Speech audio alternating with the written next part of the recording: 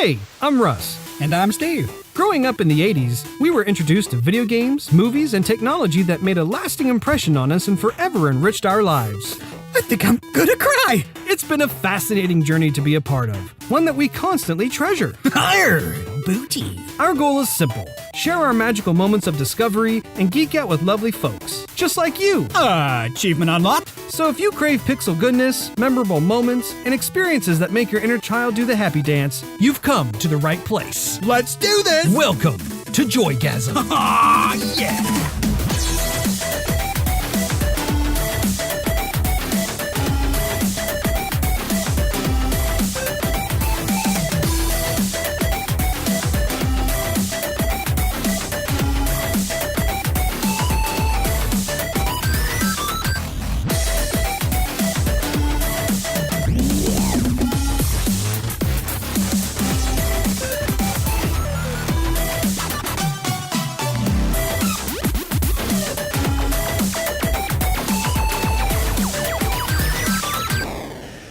Hello, ladies and gentlemen, and welcome back to Joygasm.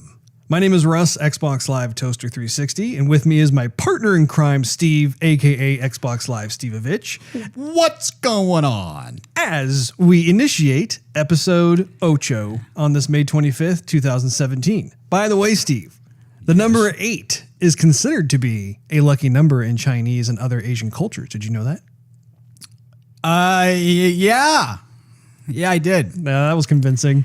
I knew all about that.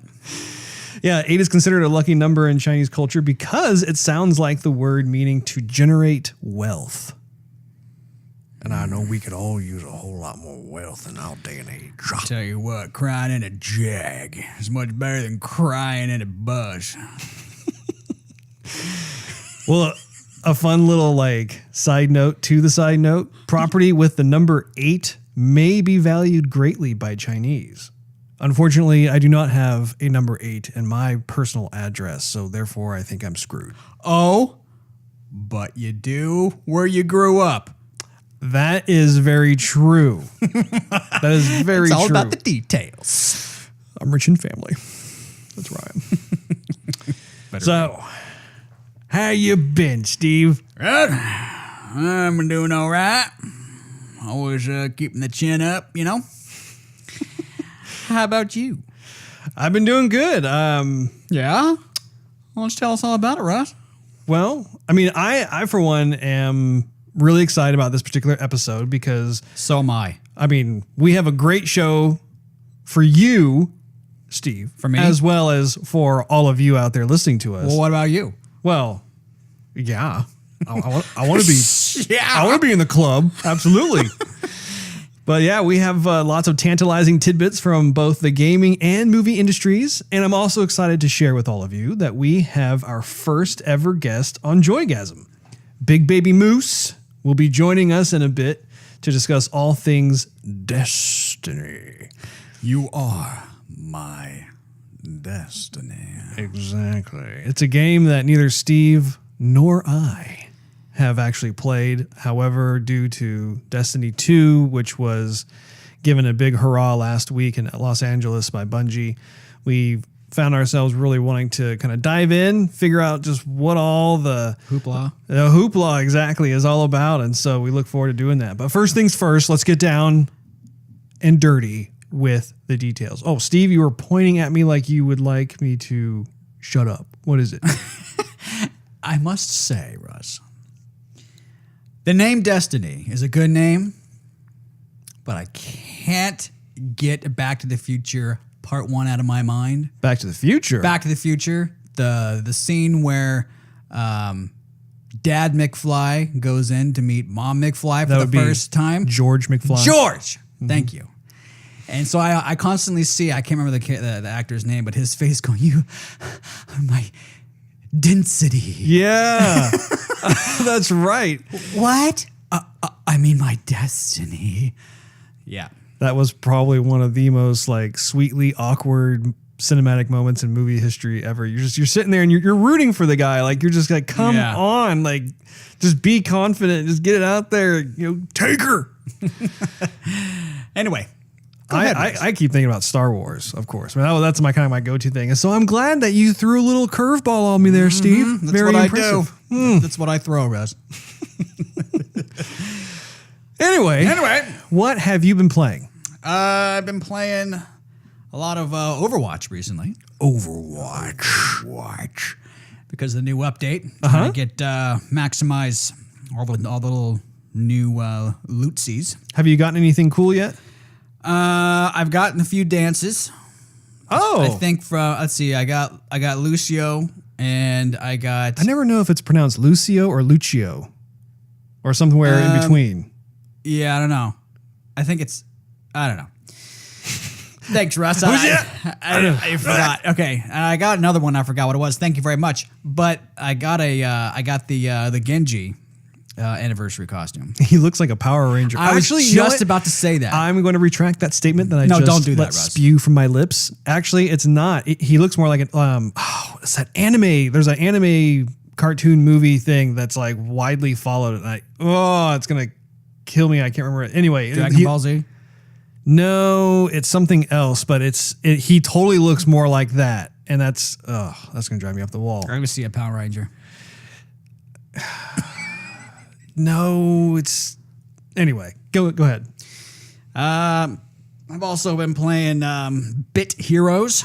Oh, more of the Bit Heroes. What level are you at? I think I'm close to 40. Jeez, dude. That's yeah. Wow. I need to impress Shawnee when he comes on the show. That's awesome. And then I've been continuing through Battlefield. So with Bit Heroes, have you added any more people to your group? Yes and no. I've made some friends, and then I'm part of a clan already, but I think they've added a few people. But so you've joined a clan, but in terms of like the NPCs, like I know like where I left off, I had a ghost and a bat, and that sort of thing. Yeah, no, I've added a couple more. The thing is, you have to kind of balance your friendlies with loot that you're gonna buy and equipment that you're gonna upgrade. Right. It's because it all costs money. So it depends on what you want to spend money on. Yeah. So you could spend money on upgrading your buddies, but depending on how you upgrade them, you might not be able to continue into the game unless you're stronger. Or you can just keep what you have and just level up and upgrade your equipment so that you're stronger. But it all costs money. Yeah. So I mean, whatever you want to do, but it's definitely a grind. Impressive, Steve. Thank you. Have you gotten some cool armor or weapons since then? And you're just going through, just kicking a whole lot of bit ass? It's funny because there's a ton of stuff you can get. And you can get this like chainmail armor, but you can of one class, and then you can upgrade something else of a completely different armor. And I think I'm the goofiest looking character because I kind of look at all the stats and I don't really care how I look. I just want to get good stats. And so I have like this rare chainmail looking armor, and then I have like this adventurer bandana. Oh, that's cool. I didn't know they even had bandanas in the game. And then I have this wicked, like epic looking bow and arrow. Everybody else is kind of is in this, more of a knight armor, with the helmets and the more of what you would expect. Plate. Yeah, the capes and stuff. But and then there's little old me. It looks like I have like I'm a redhead with my hair pulled back. It looks like I'm walking around with a big smile on my face. Hey. That game is actually doing really well. I checked on it yesterday in the App Store on iOS, and I think they had like 4,000 reviews or something. Yeah, it's like I think it's a rating out of 4.7 or 4.8 out of 5. Yeah, like it's just trucking right along. That's good. What about you, Russ? What have you been playing? Well, as you well know, since you were over at Mikasa last night, yes, I have been playing Injustice 2 and been loving it. And I beat the game. Well, I beat the story mode last night. You, as my witness, were there. I was here. It was very touching to have you there on the love seat next to me. Yeah. And of course, the last boss, Brainiac, was filled. Well, not filled, but he had certain moves that were just designed to be rather cheap. but I prevailed. I prevailed. One of the reasons why I can't stand fighting games too, because the last guy is like, how are you supposed to defend against that? Yeah. Well, and to be fair, there might be a way that I just don't know how to do because that was the first time I fought him. But the cool thing is I beat him. He became an unlocked character, so now you can play him in the versus mode if you want. And the this is something I was wanting to tell you about. Oh, yeah. Please tell us, Russ. You're mocking me, aren't you? So the game has remember how I kind of showed you a little bit about the character customization screen, how like you could change up certain things, like certain aspects of the armor or whatever. Like at the time I didn't have any, I didn't really have any items, but like that was what the screen was all about. It was when I showed you Supergirl. Not ringing a bell, Russ. Okay. Just to jog the old bean. So Injustice 2 has this feature, like this screen where you can actually go and customize how you want your character to look, and they aren't just aesthetic upgrades, but also they affect the gameplay. Like you can see, like it's almost like in Witcher 3 when if you gain new armor or new weapon or whatever, and you equip it, you can see how like there are different attributes to it. Right. So it's actually really cool that in a fighting game, they've actually implemented that in, because you can actually not only change how you want your character to look, but also just the attributes themselves. Like for instance, like one of the things I could not do through story mode because I didn't have the ability, based on like my armor and that sort of thing, is I wasn't able to knock the opponent into a different level. Like all those levels that you saw me play actually are multi-layered. And so, it's almost like Dead or Alive, if you knock someone off the edge and they go down to another level, then you keep playing. Well, I never got a chance to experience that, but apparently you have to upgrade your armor and that sort of thing.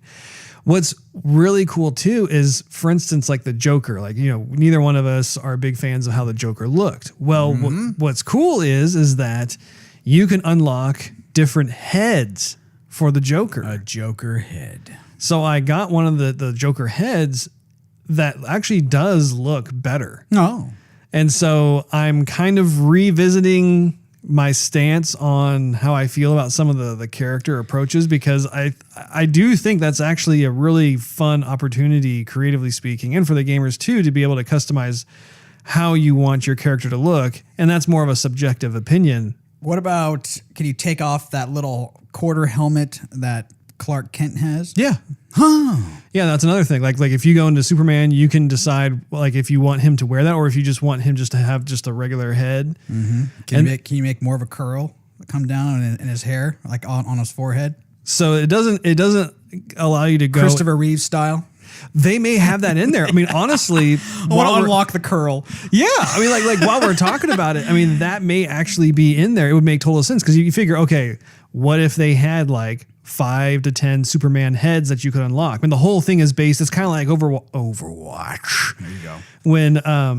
When you open a loot box, they have a system that's very similar, where the more you play, you'll have these I can't remember what the terminology is, but it's basically like a loot box, and you open it up, and you'll have a chance at getting certain things, and that could either be gear or armor for the torso or the legs or the feet or the arms, the face, that sort of thing. And it's cool because you can really change up how you want each character to look ultimately. And from the little bit that I have unlocked, there is, I think, going to be some pretty satisfying change ups to be able to customize how you would envision that character to look. And they probably have kind of a variety of kind of more of the traditional aesthetics that we're used to seeing for each one of those characters, and also some more kind of thinking outside the box that you may or may not dig. I see a trend starting with the more you play the game, the more loot boxes you get, and the more little doozies you can equip and stuff. Yeah, I see a trend like that happening too, which I think it's a little bit of a slippery slope. Yeah, a slippery slow, Steve. Yes, Russ. Because I do like the idea of having options for my characters. I love being able to choose the skins and especially like what Injustice 2 does that Overwatch really doesn't do with their skin changes and whatnot, is you actually have more of the Witcher 3 approach of having stronger or better defense or more agility, that sort of thing as a result. I am curious if once you apply those to a loadout, that when you face that character, like if I were to replay through the story mode, would those characters still retain those loadouts, making them that much harder for me to defeat, or would it just be the default? That's kind of a question I'm asking myself. But yeah, Steve, it is indeed a good question. Other than that, though, I mean, like we've been already talking about, been playing some Overwatch, and I did it's once again, it's like a mixed bag. It's like, you know, we'll have matches that we'll do really well in, and other matches where we're just kind of licking our wounds afterwards. But I'm really glad that they have the latest edition of Anniversary.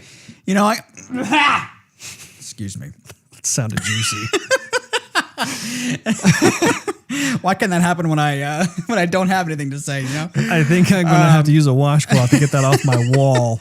So I'm glad the Anniversary stuff is out, and I've been trying some different modes, like different game modes, and then maybe they were there before, maybe they weren't. But I got something to say about one of the modes, Russ. Please do enlighten us, Steve. So I was telling you online the other night, I was doing the 3 versus 3 because they were offering a loot box with your first victory over that. I do in fact recall that. So I grinded it out, and I sucked at about 20 matches, and then I finally won the loot box. But a few things, Russ. One thing that they need to change is like with the post game stats. Okay. So like after the game is finished and you see, you know, who did what, and you vote for that person or whatever, and you get your experience. That whole thing takes like 30 seconds. Okay. Which, 30 seconds, not a whole lot of time. But if you have to wait after just seeing 3 stats for 30 seconds and then jump right back into matchmaking and wait again, that's a lot of wait time. That is a lot of wait time. I mean, you times that by 20 because I was playing about 20 games. Yeah. Because I sucked so bad. I wasn't helping either, man. Golly. I mean, you're just sitting there thinking, okay, another 30 seconds to look at 3 stats. Okay, I'm just staring at the screen. Yeah. 30 seconds. And then I got to thinking, man, I'm up to 290 hours. How much of that is actually wait time just in the game, waiting for a match or waiting for, your post-battle stats? Right. I think they need to change that, Russ. It would be nice if they were able to find a way to speed up those load times. And you know something else? No, I don't. Please enlighten me. I think. Therefore, you are? Yes. But, so there's 3 matches, right? And you have to win. You have to have the majority of the matches to win, right? So I think it's ridiculous that if you're at 0 out of 3, okay? Yeah. And the other team has 2 wins, and there's 3 matches, so it's impossible for the other team to win or my team to win if we're losing. Yeah. If it's impossible to win the 3rd match, why have the 3rd match? The only thing that comes to mind is if there's a way that the game counts, like it's not like the best 2 out of 3. Well, okay. So in terms of gaining a loot box, I don't know if they have it set up. And again, this is because I have only played like 1 or 2 matches of the 3v3, but I don't know if you earn a loot box by winning like all 3. You do. Okay, or if in addition to that, you also like the game also counts how many times you do have a win for a particular match. And so if you happen to gain wins that way, even if you were to lose overall, it would still count in like kind of a longer way. Nah. Okay. Nah. You have to win, and then it gets you the loot box. So by the 3rd match, if you don't have any points at all and it's 0-2, the other team's going to win either way. So you're just wasting your time. I see. I see, Steve. I don't like that, Russ. Well, and the thing too is when we were playing, it's such a different game type. I have been conditioned to just the quick play and the capture the flag, but the 3v3, man, that A little more intense. it was more. Well, the maps are smaller. I mean, they're significantly smaller, and I'm just not used to having that kind of closer quarters combat. I mean, I made the mistake of sticking with Farah, which I think was not the best idea. I should have gone for somebody else, but it was a can of proverbial whoop ass was opened on me, and it was humbling. But I don't take things lying down like that, Steve. As you well know, I like to be able to give it another shot, live another day, and fight another day. So yeah, that's pretty much like what I've been doing. I've been trying to go see King Arthur, which I'm scheduled to go on a date with the wife tonight to go see King Arthur. So on the next episode, I'll be able to give you a report on how Guy Ritchie did ultimately. Oh, good. We're looking forward to that, Russ. I hope you are, Steve, because I look forward to telling you. Just as well, I have a man from Uncle. That's right. Or U.in. What?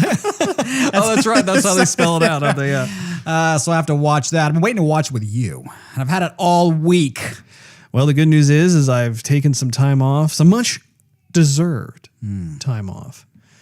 And I think that we will be able to find some time to watch it because I am interested in seeing that. Tonight, maybe, Russ? No, not tonight, Steve.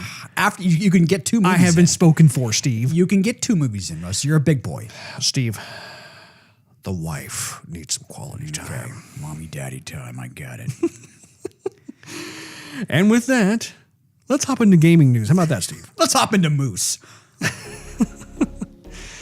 So to kick things off first, Red Dead Redemption 2 has been delayed until spring 2018. Rockstar Games has announced that its upcoming sequel, Red Dead Redemption 2, will now be released for the PS4 and Xbox One in the spring of 2018 instead of what people were hoping for, which was going to be more like 2017. The Rockstar blog post continued, "We are very sorry for any disappointment this delay causes, but we are firm believers in delivering a game only when it is ready. We are really excited to bring you more details about the game this summer," the Rockstar blog post reads. Have you seen any of the screenshots? Yes, I have, Russ. And it's funny they say the summertime. You know why? Why? ¿Por qué? Because the E3 is in the summertime, huh? That's very true. Connect the dots. That's very true. So they might reveal a little bit more at E3 or around that time. True. Without actually, showing off the entire game. Yeah. I think that makes a whole lot of sense, Steve. Mm-hmm. It does indeed. No, and you have seen like the latest screenshots? Yes, I have. Because they released, I think, like 4 or 5 of them. Yeah. All right. Yeah. Well, Russ, I do know about the internet. It's a wonderful platform, isn't it, Steve? It is, Russ. What do you think, though? That's what I want to know. It looks good. I think it looks awesome. Yeah. Well, the thing is, too, I mean, the way the pictures look, it might be a cutscene. Mm-hmm. Maybe yes, maybe no. To me, it looks like a cutscene. Yeah. What is it? Rockstar is good at still keeping the cutscenes relatively close to how game graphics look. Sure. But if you look at the camera angles and what it's actually showing, it doesn't look like it's part of the game. It looks like it's a cutscene. So yeah. Hopefully it'll look very reminiscent to those pictures.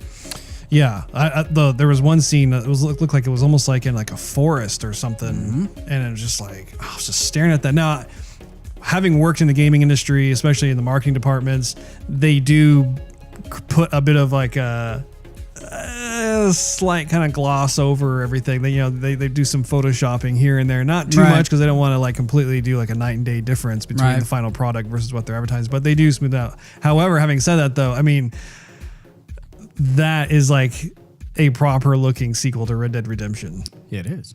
So anyway, moving right along. Far Cry 5 key art has been revealed. Talk to me, bro. Have you seen? Oh, wait a second. Oh, he tells me to wait a second. Okay, so I don't I haven't seen pictures, but there's like these little teaser trailers that are out. I've seen those. Yeah, those are. We'll talk about that in just a sec. No. Okay. But yeah, like the game, of course, takes place in the state of Montana. That's what the little teaser trailers are kind of letting on to. A full reveal of the game is slated for May 26th, which, as of this recording, is one day away. It's tomorrow. Whoa. The big old Friday release. I lost my place. There we go. So let's talk about the key art for a moment for Far Cry 5. You said you did see the key art, or you only seen the trailers? I just saw the trailers. Okay, I will see if I can bring this up for you. Should I make my way across the table, Russ? Yeah, go. You may begin your journey across the table. Begin the endurance.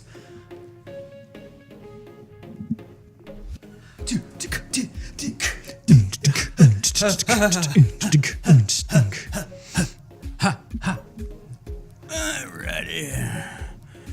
I'm looking ready. These are the teasers here. Are you okay? All right. What you got? I have the teasers here. You know, you can bring up extra tabs in the internet, right? Yeah, I'm well aware of that, Steve. I'm just trying to find the key art. Okay. Well, I see a lot of what I was just talking about, but no art. Yeah, let's see here. I'm just going to start dancing while you do this. Here we go. Oh, I knew that would be quick.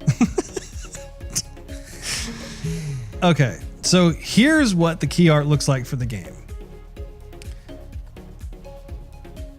And for those of you who haven't seen it yet, because it takes place in Montana, there are lots of mountains in the background. Big sky. Yeah, the art is reminiscent of Da Vinci's Last Supper. Yeah. But the characters are probably most likely the villains in the game. So as a result, you know, you have like kind of the Last Supper table there. You have an American flag that has the white stars replaced with basically our crosses. I mean, it's very much a Christian-oriented thing. You have a church in the background. You have a guy who's bound in the foreground with the word sinner on his back and whatnot. There's some like kind of destruction flames and stuff in the background. There's a dog on the side that has like a red cross paint on its head and stuff. For me, I feel like this kind of approach is played out. Honestly, I think that it's far too convenient to be able to. Oh yeah, we're gonna, you know, let's assault the Christianity religion once more because it's so easy to do so. Yeah, I think that you know, if there was some sort of protagonist that represented the other side of this, because clearly, I mean, you have people who are in cults or who are not good people, despite the fact that they hide behind something like Christianity. But I just feel like the gaming community just constantly just bullies this religion. Yeah. I think it's not the most original thing to do anymore. I mean, I think that if they wanted to really be out there and risque, choose a different type of religion to place in there. So yeah, it's just, I understand they're trying to be controversial, they're trying to be provocative and that sort of thing, but I don't know. I just feel like it's played out. Christians play games too. Why alienate them? I mean, they got money, they want to spend it. Yeah. We'll see what happens. Maybe it's just something that they just want to get attention with, and maybe we'll be surprised. Yeah. Well, and of course, the setting with Montana and whatnot does make sense. But even in the teaser trailers too, you know, one of them has a flyby of them going by like some sort of old school church, and it's all kind of like creepy, and it's just like, really, like we're going to go down this road again? Yeah, one more time. Yeah. So, but in terms of the gameplay itself, it's yet to be seen. I know you're a Far Cry fan. Yeah. I mean, I don't want to.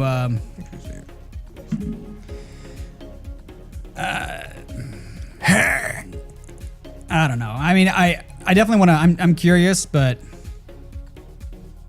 and I'm glad they're still outside and doing their thing, and because that's kind of what made Far Cry set apart from other first-person shooters. And but what the Far Cries have been in the past is you're almost in like in an impoverished state, and you're using what low income means, I guess, you have for a weapon and to defend yourself. Like you have maybe a machete that's all taped up, like with the handle, just to make a better grip, or you have some rusty gun or something like that. So it's always like you're trying to make ends meet with what's available in this desolate spot. Yeah. So, but in Montana, I mean, you're not on some island far away.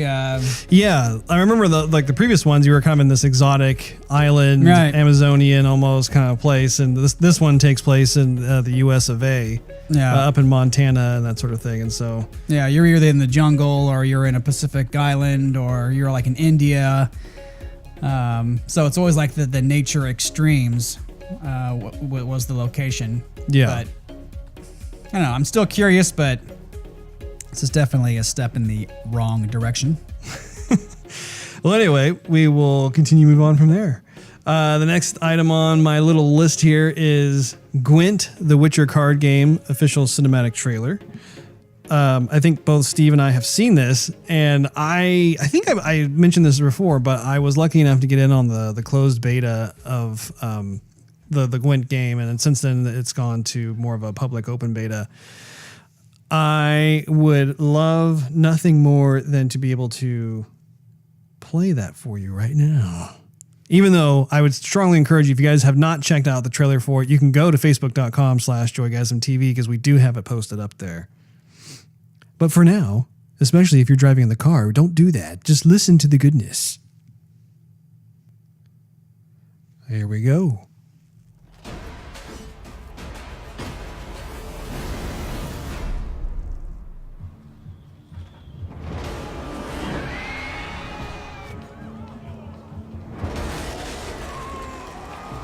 I love the kind of the painted, oil painted animations mixed with more of like the pre-rendered CGI.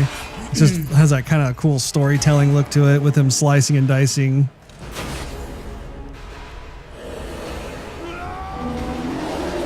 A bear. Ooh, Siri. Hello, Siri. Hello, Geralt. Geralt, good to see you.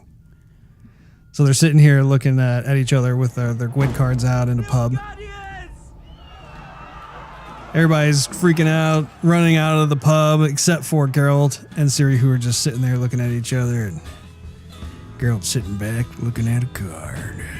Puts it down. Oh, it's Yennefer. They don't look scared at all. Nothing scares a Witcher. Oh, in walks in some bald guy from Nilfgaard. Yes. Nilfgaard? Nilfgaard. Dragon. Or you could have just said some Nilfgaardians. That's right. Oh!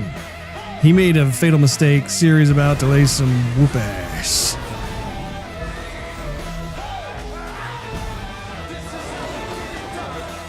And it's going through some of the card animations of what happens if you play down certain cards. So it's not just laying down cards, but stuff happens. Lots of fun animations within the cards. Playgwent.com. So I was pretty excited about that, just being able to play it. It's one of those games that I really haven't put as much time into as I would like, just because I just don't have the time. But it is something that I'm going to continue playing, because that was one of my just favorite things to do in Witcher 3 was to actually get through and just stop playing the story mode and go through and find people who want to play Gwent. So, right. You were on that too, weren't you, on the closed beta? Yeah, no, I got it. And the thing is, I wasn't into Gwent as much as you were. I mean, you really got into it with Witcher 3 and got some achievements and won some stuff. I didn't. Once I go through The Witcher again and play through it, I think I'll take advantage of all the Gwent stuff, and then maybe I'll play the game even more. But that'll be playing the whole entire story from start to finish. That I'll do that, which is not going to be anytime soon. Yeah, I really want to play New Game Plus through and just love that game. The game is seriously probably one of my favorite RPGs. Well, I guess I would classify it more as an action RPG. Yeah, action RPG. But you got some other games. But Russ, you still haven't even played like Fallout 4. I know. I started it. I got through the opening credits. I know. So much to play and so little time. Anyway, that's about all I have for gaming news. So how about we go into some movie news, Steve? Does that sound good to you? Let's do it, Russ. All right. New Star Wars photo shoot in Vanity Fair magazine. Amazing photographer Annie Leibovitz, who, as a photographer myself, I absolutely love her work. Like anything she does is just gold. Vanity Fair is releasing 4 unique covers depicting various characters we will see in episode 8. Oh. Actually, I happen to have the covers on my phone. Would you like to take a little gander, Oh, really, Steve? Russ? Do you have them on your phone, or we have to wait another? Oh, there it is. Take a look at that. What do you think? I see a person in a dark robe. That would be Carrie Fisher, Steve. Is that Carrie Fisher? That Russ? is Princess Leia, Steve. Is that a CG Carrie Fisher? What? No, Steve. She was still alive when they shot episode 8. Oh. May she rest in peace. Yes. But anyway, really cool shot there. There you go. A little bit of the old Kylo Ren with Captain Phasma unmasked. Okay. I know. She was a waste of precious cinematic timeage in episode 7. However, I am conflicted as to showing her face on the cover of Vanity Fair. I'm not sure how I feel about that. Like as a photo, it's really cool.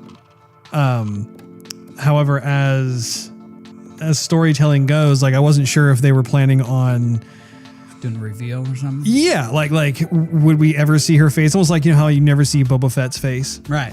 Would we ever see that? Or if we did, would her face be altered in any way, shape, or form? I have no idea. Well, there goes the surprise. Yeah. Well, I mean, I knew who the actress was in this thing, but still, I'm just like, It's kind of like when all the new Star Wars toys come out. It's like, here's all the villains. Here's all the model planes. Right. Here's all the good guys. And so you're like, okay, well, I know what everyone's going to look like now. And when I see the movie, I know what to expect instead of having the surprise. Right.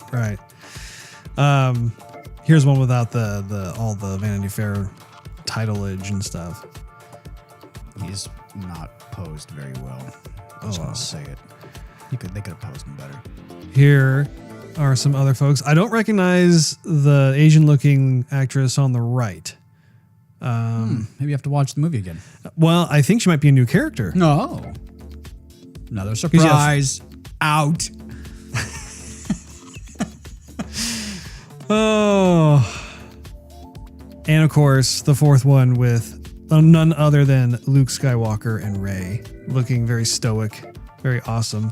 So these are all covers of Vanity Fair. Is it the same magazine? And it just like depends on which issue you pick up? Well, depend on, okay. It's the same content inside, but however, all the covers, they're doing like a collectible thing. No.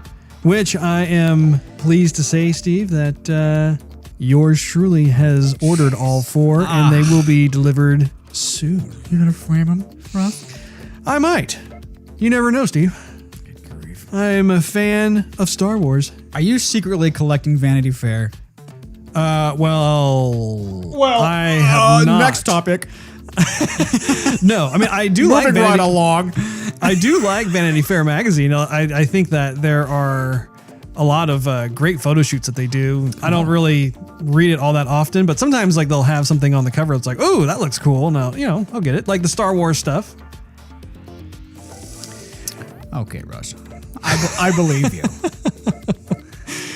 Moving right along.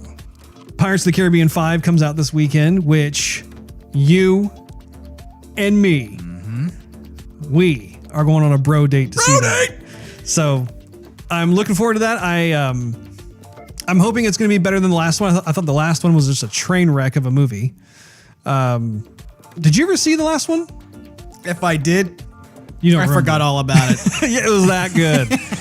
Yeah. The last one, if you recall, was their search for the Fountain of Youth. And they introduced Spain into the whole deal. Okay. But you have it, right? I think I do. Maybe we should watch it before we watch this one.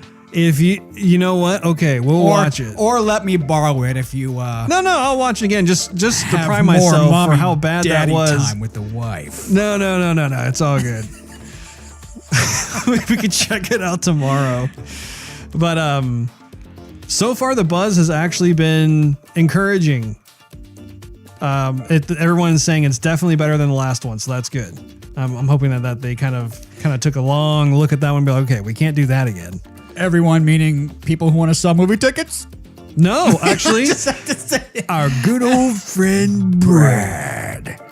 He scored tickets ahead of time before anybody else. He already saw it. Not surprised. Yeah, I mean, that guy has this uncanny ability to be able to go and score this type of thing before anybody else. But so anyway, he took his family, they went and saw it, and he said, yeah, it was good. He didn't feel as though it was as good as like the first Pirates of the Caribbean. I think that's everybody's favorite pretty much. But anyway, Better have some swashbuckling swordplay in there, Russ. Well, Jeffrey Rush is back. I'm a huge Jeffrey Rush fan as Captain Barbossa. And then we have, of course, Johnny Depp reprising his role as Captain Jack Sparrow. But other than that, I don't really know who else is coming back in. I think they have a bit of a newer cast. Are we going to have Orlando Bloom? I don't know. Are we going to have Keira Knightley? Probably not. I don't know. But I don't know. I've purposely avoided everything. I didn't want to ruin it. So maybe we'll be surprised. Yeah. Thank goodness Vanity Fair didn't get hold of this one, huh? Yeah. Let's see here. Oh, okay. So this is more of a sober note. Zack Snyder, who's the director of Justice League, Yes. He has left the film due to a family tragedy. His daughter committed suicide. Good grief. Yeah, it's really sad. And so as a result, Joss Whedon, who was the director of the Avengers movies, has filled in for him. So the actual film itself has finished production. They're currently in post-production. And so there's really, I mean, from a directorial standpoint, I think that his main responsibilities are going to be reshoots if they need any, as well as just kind of making certain creative decisions based on just what kind of look they want to go for. I mean, I think Zack Snyder's vision will be retained for Justice League. But anyway, yeah, Zack Snyder he announced that he left Justice League to be with his family after his daughter committed suicide. And that's something that I hope I will never have to deal with. I have a daughter myself, and that's rough. That's my thoughts and prayers go out to them. I hope they'll be able to just have time to grieve and everyone offer their condolences. So suicide's been on the rise lately. It seems like, I don't know. I don't want to get on that topic or anything, but it seems like I've been hearing about it a lot. Yeah. I've been noticing that too, actually. Hopefully it gets stopped before. Yeah, I don't know if it's more and more bullying or parenting or just media influences or what, but man, stop and hug your loved ones and tell them how much you care about them, I guess. Yeah. The next item I have on my list here is that there's a new Spider-Man trailer, Spider-Man Homecoming. This is a movie that I am super pumped about. I have tried not to watch too much of the trailers, but really Disney and Marvel Studios have been pushing this hardcore. And so it's kind of been almost impossible for me not to see some of it. But, Michael Keaton is the villain who I'm a huge Michael Keaton fan ever since his Beetlejuice and Batman days, that sort of thing. I mean, he's always done a great job. And for lack of a video option at this point, let's have a little listen. Let's turn our minds on and just picture what it could be based on what we hear. Are you ready, Steve? More ready than I'll ever be. Well, that sounds pretty ready to me. Let's do this. Okay. Here we go. Finally, here we go. Good evening, Peter. Whoa. You have 576 possible web shooter combinations. That is awesome. I can keep that suit? Yeah, doesn't fit me. So when's our next retreat? What, next mission? We'll call you. All right? It's not a hug. I'm just grabbing the door for you. We're not there yet. All right, kid. Good luck out there.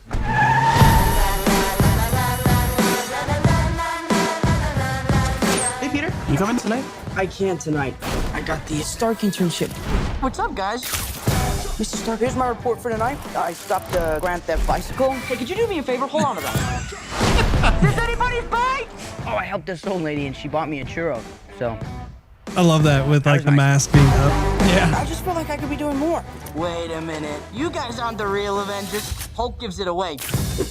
New move I'm working on. Not bad. God, this feels so strange.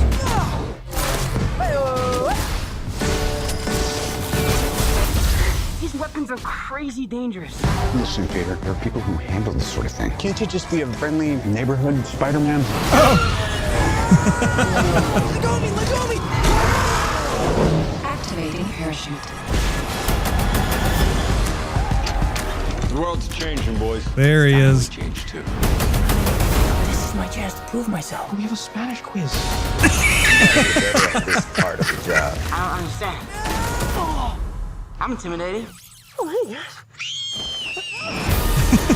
See his eyes twitching? Yeah.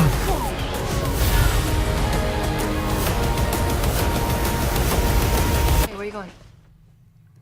What are you hiding, Peter?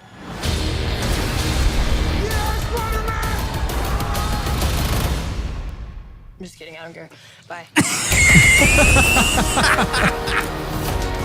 There's a ton of other subsystems in here, but they're all disabled by the training wheels protocol. I'm sick of Mr. Training Stark wheels being like a protocol. kid. But you are a kid. Yeah, a kid who can stop a bus with his bare hands. July 7th, 2017, man. It looks really good. Yeah. Like, I am so excited for that. Like that is the Spider-Man I've been waiting for. Right. You know, it's my goal in life to be able to reproduce all of those sound effects. I want to be the sound effects guy, except I'm not going to be a machine. It's just all going to come from my mouth. There are people who do excel at that, Steve, and I must say that you are one of them. Oh, thank you, Russ. Let me see here. Oh, a final piece of news on here. Oh, actually, before it, was there anything else you want to talk about with Spider-Man? No, Russ, go right ahead. You're just all kinds of sassy today, aren't you? You know, I would love to make movie trailers like that. And I think there's only one place in the country that does. It's in LA. I think it's called the Ant Farm. Like, so there's one place. No. There are multiple places. Ant Farm is one of them. I looked like 10 years ago because I was interested in doing it. And that's the only one place that Google came up with was the Ant Farm. I thought. Are you talking about for doing voiceovers or No. doing just trailers in general? Just trailers in general. No, that's not correct. There are several studios all throughout LA. Actually, and the cool thing is that they've started to branch out from the Southern California area. Like they have places in New York, they have places in Chicago. There might even be places that are starting to kind of poke up here and there in Texas. Yeah, I've been keeping a sharp eye on that just because that is a really fun industry to be into. I think that would be the sweetest job. One of the best places that does any kind of trailer work is Imaginary Forces. I absolutely love. That's a good name. Isn't that an awesome name? Yeah. And especially if you abbreviate that, if, which is great from a creative standpoint. Like, what if? Yeah. You know, Right. Super cool. Anyway, are you wanting to talk about anything else about Spider-Man, or am I able to continue? Go right ahead, Russ. All right. To round things out, this is one that is near and dear to Steve and my heart of hearts. Tom Cruise says Top Gun 2 is definitely happening. This. Yeah, I heard about that. Yeah. While promoting The Mummy, Cruise confirmed Top Gun 2 is on the way with the Australian morning show Sunrise, according to The Guardian. I was going to post that on Facebook, but then I got busy and lost the link, and then my bad. Well, perhaps you can post it after the show, Steve. I'll look for it. Tom Cruise says, I'm going to start filming it probably in the next year. I know it's happening. It's definitely happening. You're the first people that I've said this to. And just, I don't know, I was also reading on about the article that says there's been talk about Top Gun 2 for years. Back in 2014, producer Jerry Bruckheimer said the sequel would revolve around drone usage.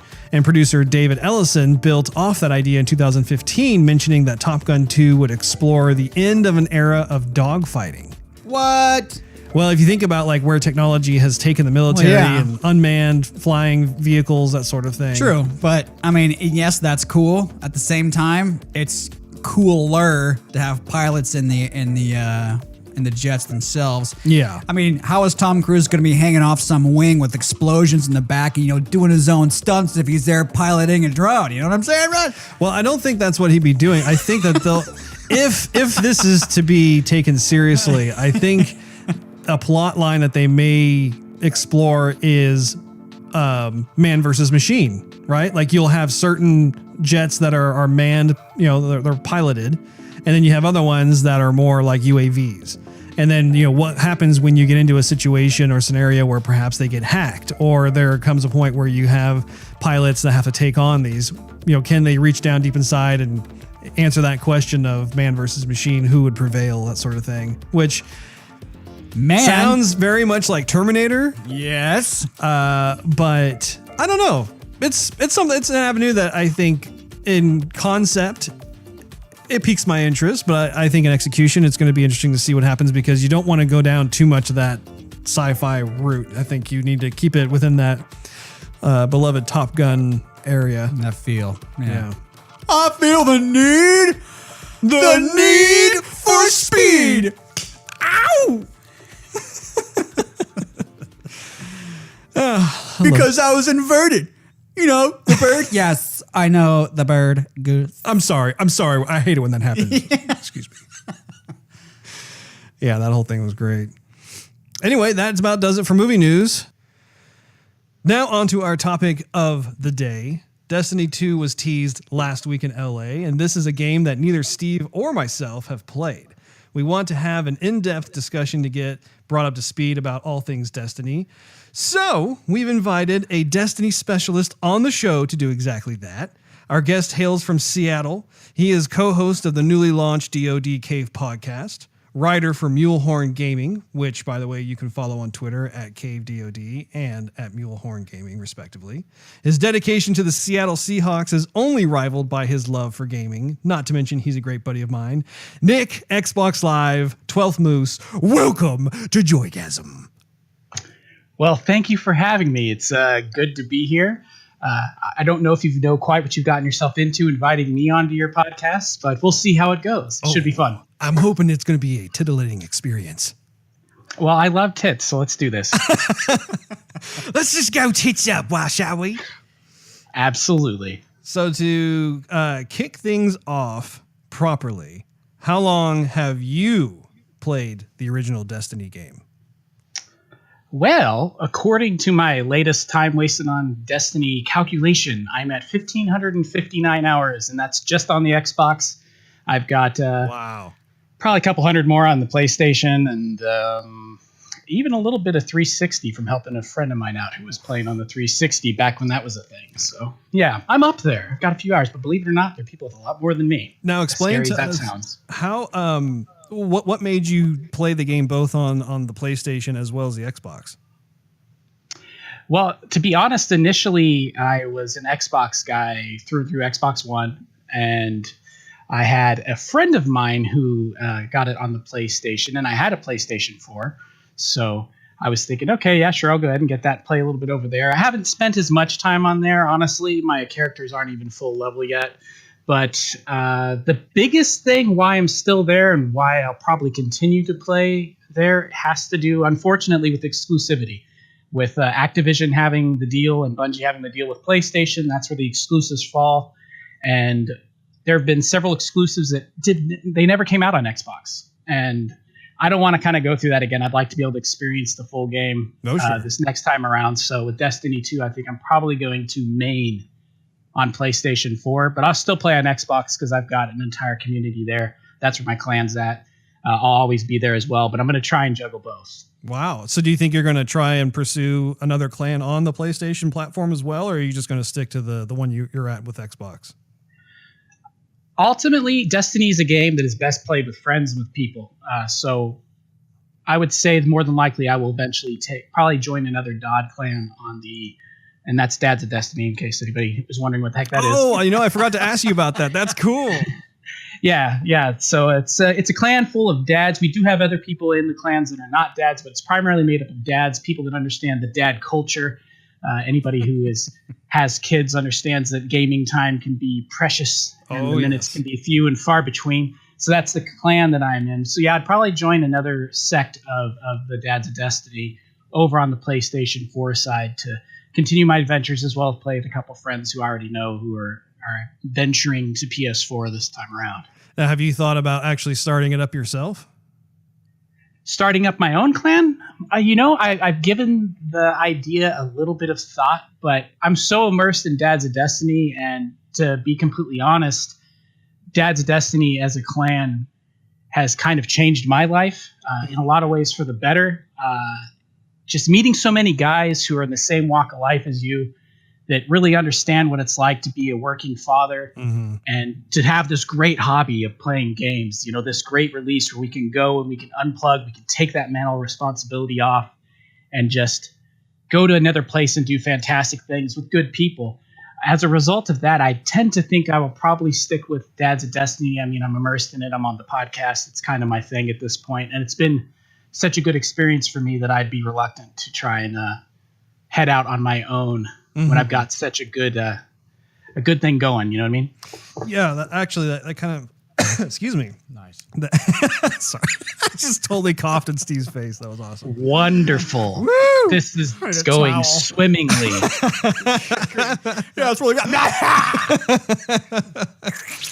Oh, man. Do you think I'm getting the black lung, Pop? Yeah, exactly. I'm getting the black lung.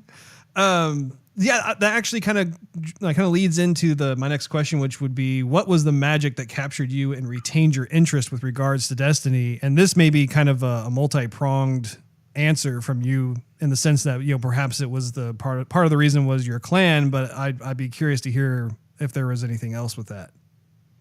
Oh, yeah. Hopefully got a little bit of time. This is definitely a multifaceted question. The clan was huge. I'm not going to lie. I've made some friends inside the clan and friends of friends from the clan that I consider like family now. So that allure was always there, but I kind of already talked about that. Aside from the clan factor, which is, I'm talking to these guys just about every day on our chat and whatnot, as well as in game when I'm on. The game itself it's just got a unique hook, and it's a hard thing to pin down because there's a lot of things that Destiny does. And another thing that makes it hard to pin down is that it didn't start out all that great.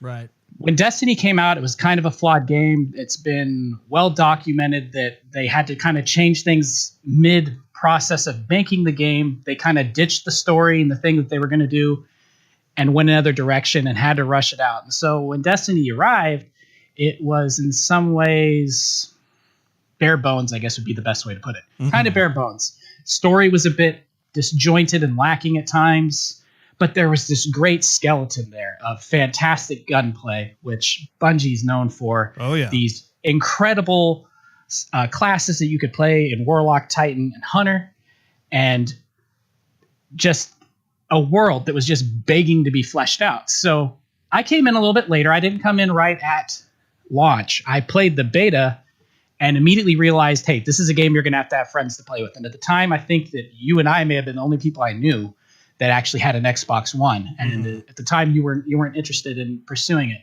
So I kind of waited, and eventually some other friends of mine, Will, who you know, Mr. got Pruitt. He actually got it first and talked me into it. So shortly after my birthday, which would have been right about the time that the Dark Below expansion, that was the first expansion for Destiny. So say Dark Glow or Dark Blow? The Dark Below. Oh, the Dark Below. Yeah. Someone's going to have that as their Xbox Live title. I'm Dark Blow. Yeah, that's lovely. I don't know if you want to blow this. It's Dark and Below. Dark or Darth? I don't get it. Is this a metaphor? What are you talking about? Yeah, Dark Blow. Yeah, there's lots of great names out of Destiny. Like I saw one the other day. It was like Cabals to the Walls. That was pretty awesome. But anyway, I digress. So yeah, there was this great skeleton. I came in late. I came in when the Dark Below released, just after it released. So it would have been January of the very first year of Destiny. And was impressed. Started playing, got up to about level 20 or so, and realized, you know what? I got my buddy Will. I got me. We need like 4 other dudes to do anything that's really good in this game, which is the raids. That is the thing that Destiny really has made its mark with, is it's got these incredible raids. And at the time, they had the Vault of Glass raid, and they had the Dark Below's raid, which was Crota's End. And I wanted in on that. Big time. I was like, this is why this game exists. This is the top tier stuff. This is what I want to do. That's where the good loot is at. That's what I want to do. And so realizing that myself and Will weren't going to be enough, I eventually went out and started listening to a lot of podcasts, actually, about Destiny. And so I listened to at the time, they were pretty fledgling. I think they were just getting started. IGN's Fire Team Chat. And I also found Guardian Radio, which is still going. And they had actually started their podcast, I think, like 2 years before Destiny even launched. They were that hyped about it. No, I'm dead serious. If you get a chance to listen to it, it's Guardian Radio. Mark Turcotte is the host, and that dude is a wizard. He's fantastic as a host, and they've got some great guys and a gal on there that talk about Destiny and the community and all things Destiny. So nice. Little plug. But when I was listening to them right off the bat, I think it was the first or second episode that I listened to, they happened to talk about the Dads of Destiny. And so I reached out based on that, which for me was a big step, because like a lot of people, I'm a little bit of a hermit. The internet can be a very scary place. I've had a lot of bad experiences playing Halo and Call of Duty with some really toxic people online. And so I've always been really reluctant to play multiplayer games with people I don't actually know in the real, if you know what I mean. So, but they're like, it's this dad clan and it's full of dads, and they understand that if you got to leave all of a sudden in the middle of something, they're not going to berate you for it, you know, and if you're not the best player, it's not a big deal. I took a shot. Best choice I've ever made in gaming. Hands down. Really? So absolutely. More so than any other game. Yeah, honestly. I mean, I played other games. Now, granted, Destiny is one of my favorite games. It'll never beat Super Metroid for me. That's my all-time favorite. Oh, I never knew that. I didn't know that was your favorite game.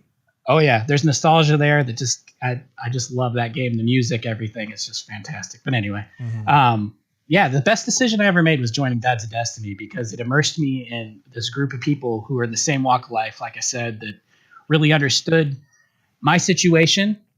They were great people. They immediately told me what to do to get ready to do the raid, and then they Sherpa'd me, which that's what we call it in Destiny, kind of like the Sherpas that take people up to Mount Everest, the people who've climbed it before. Yeah. They take the new people and take them up there. Kind of hand that's what they call them. Exactly. That's what they call them in Destiny. So they would get a group of 5 guys who had done the raid, and they'd take me, my little noob butt, and they drug me through it. And I got to experience both raids in one night. I got to play the Vault of Glass, and I got to play Crota's End, and it blew my mind. It was so different from any other shooter. I mean, most shooters you play, it's, enter this corridor, shoot these guys, go onto this battlefield, shoot these guys, move to the next point, kill those things. Maybe there's a little bit of vehicle combat, things like that. There is strategy in raids. You can't just go in there and just think, oh yeah, I'm just going guns blazing, blah, blah, blah, and it's going to be over. There's puzzles. There's things you got to figure out. You got to be in the right place at the right time, doing the right things with your weapons. It's complex, but it's just great, both mental and dexterity exercise for someone who really enjoys shooters and enjoys role-playing games.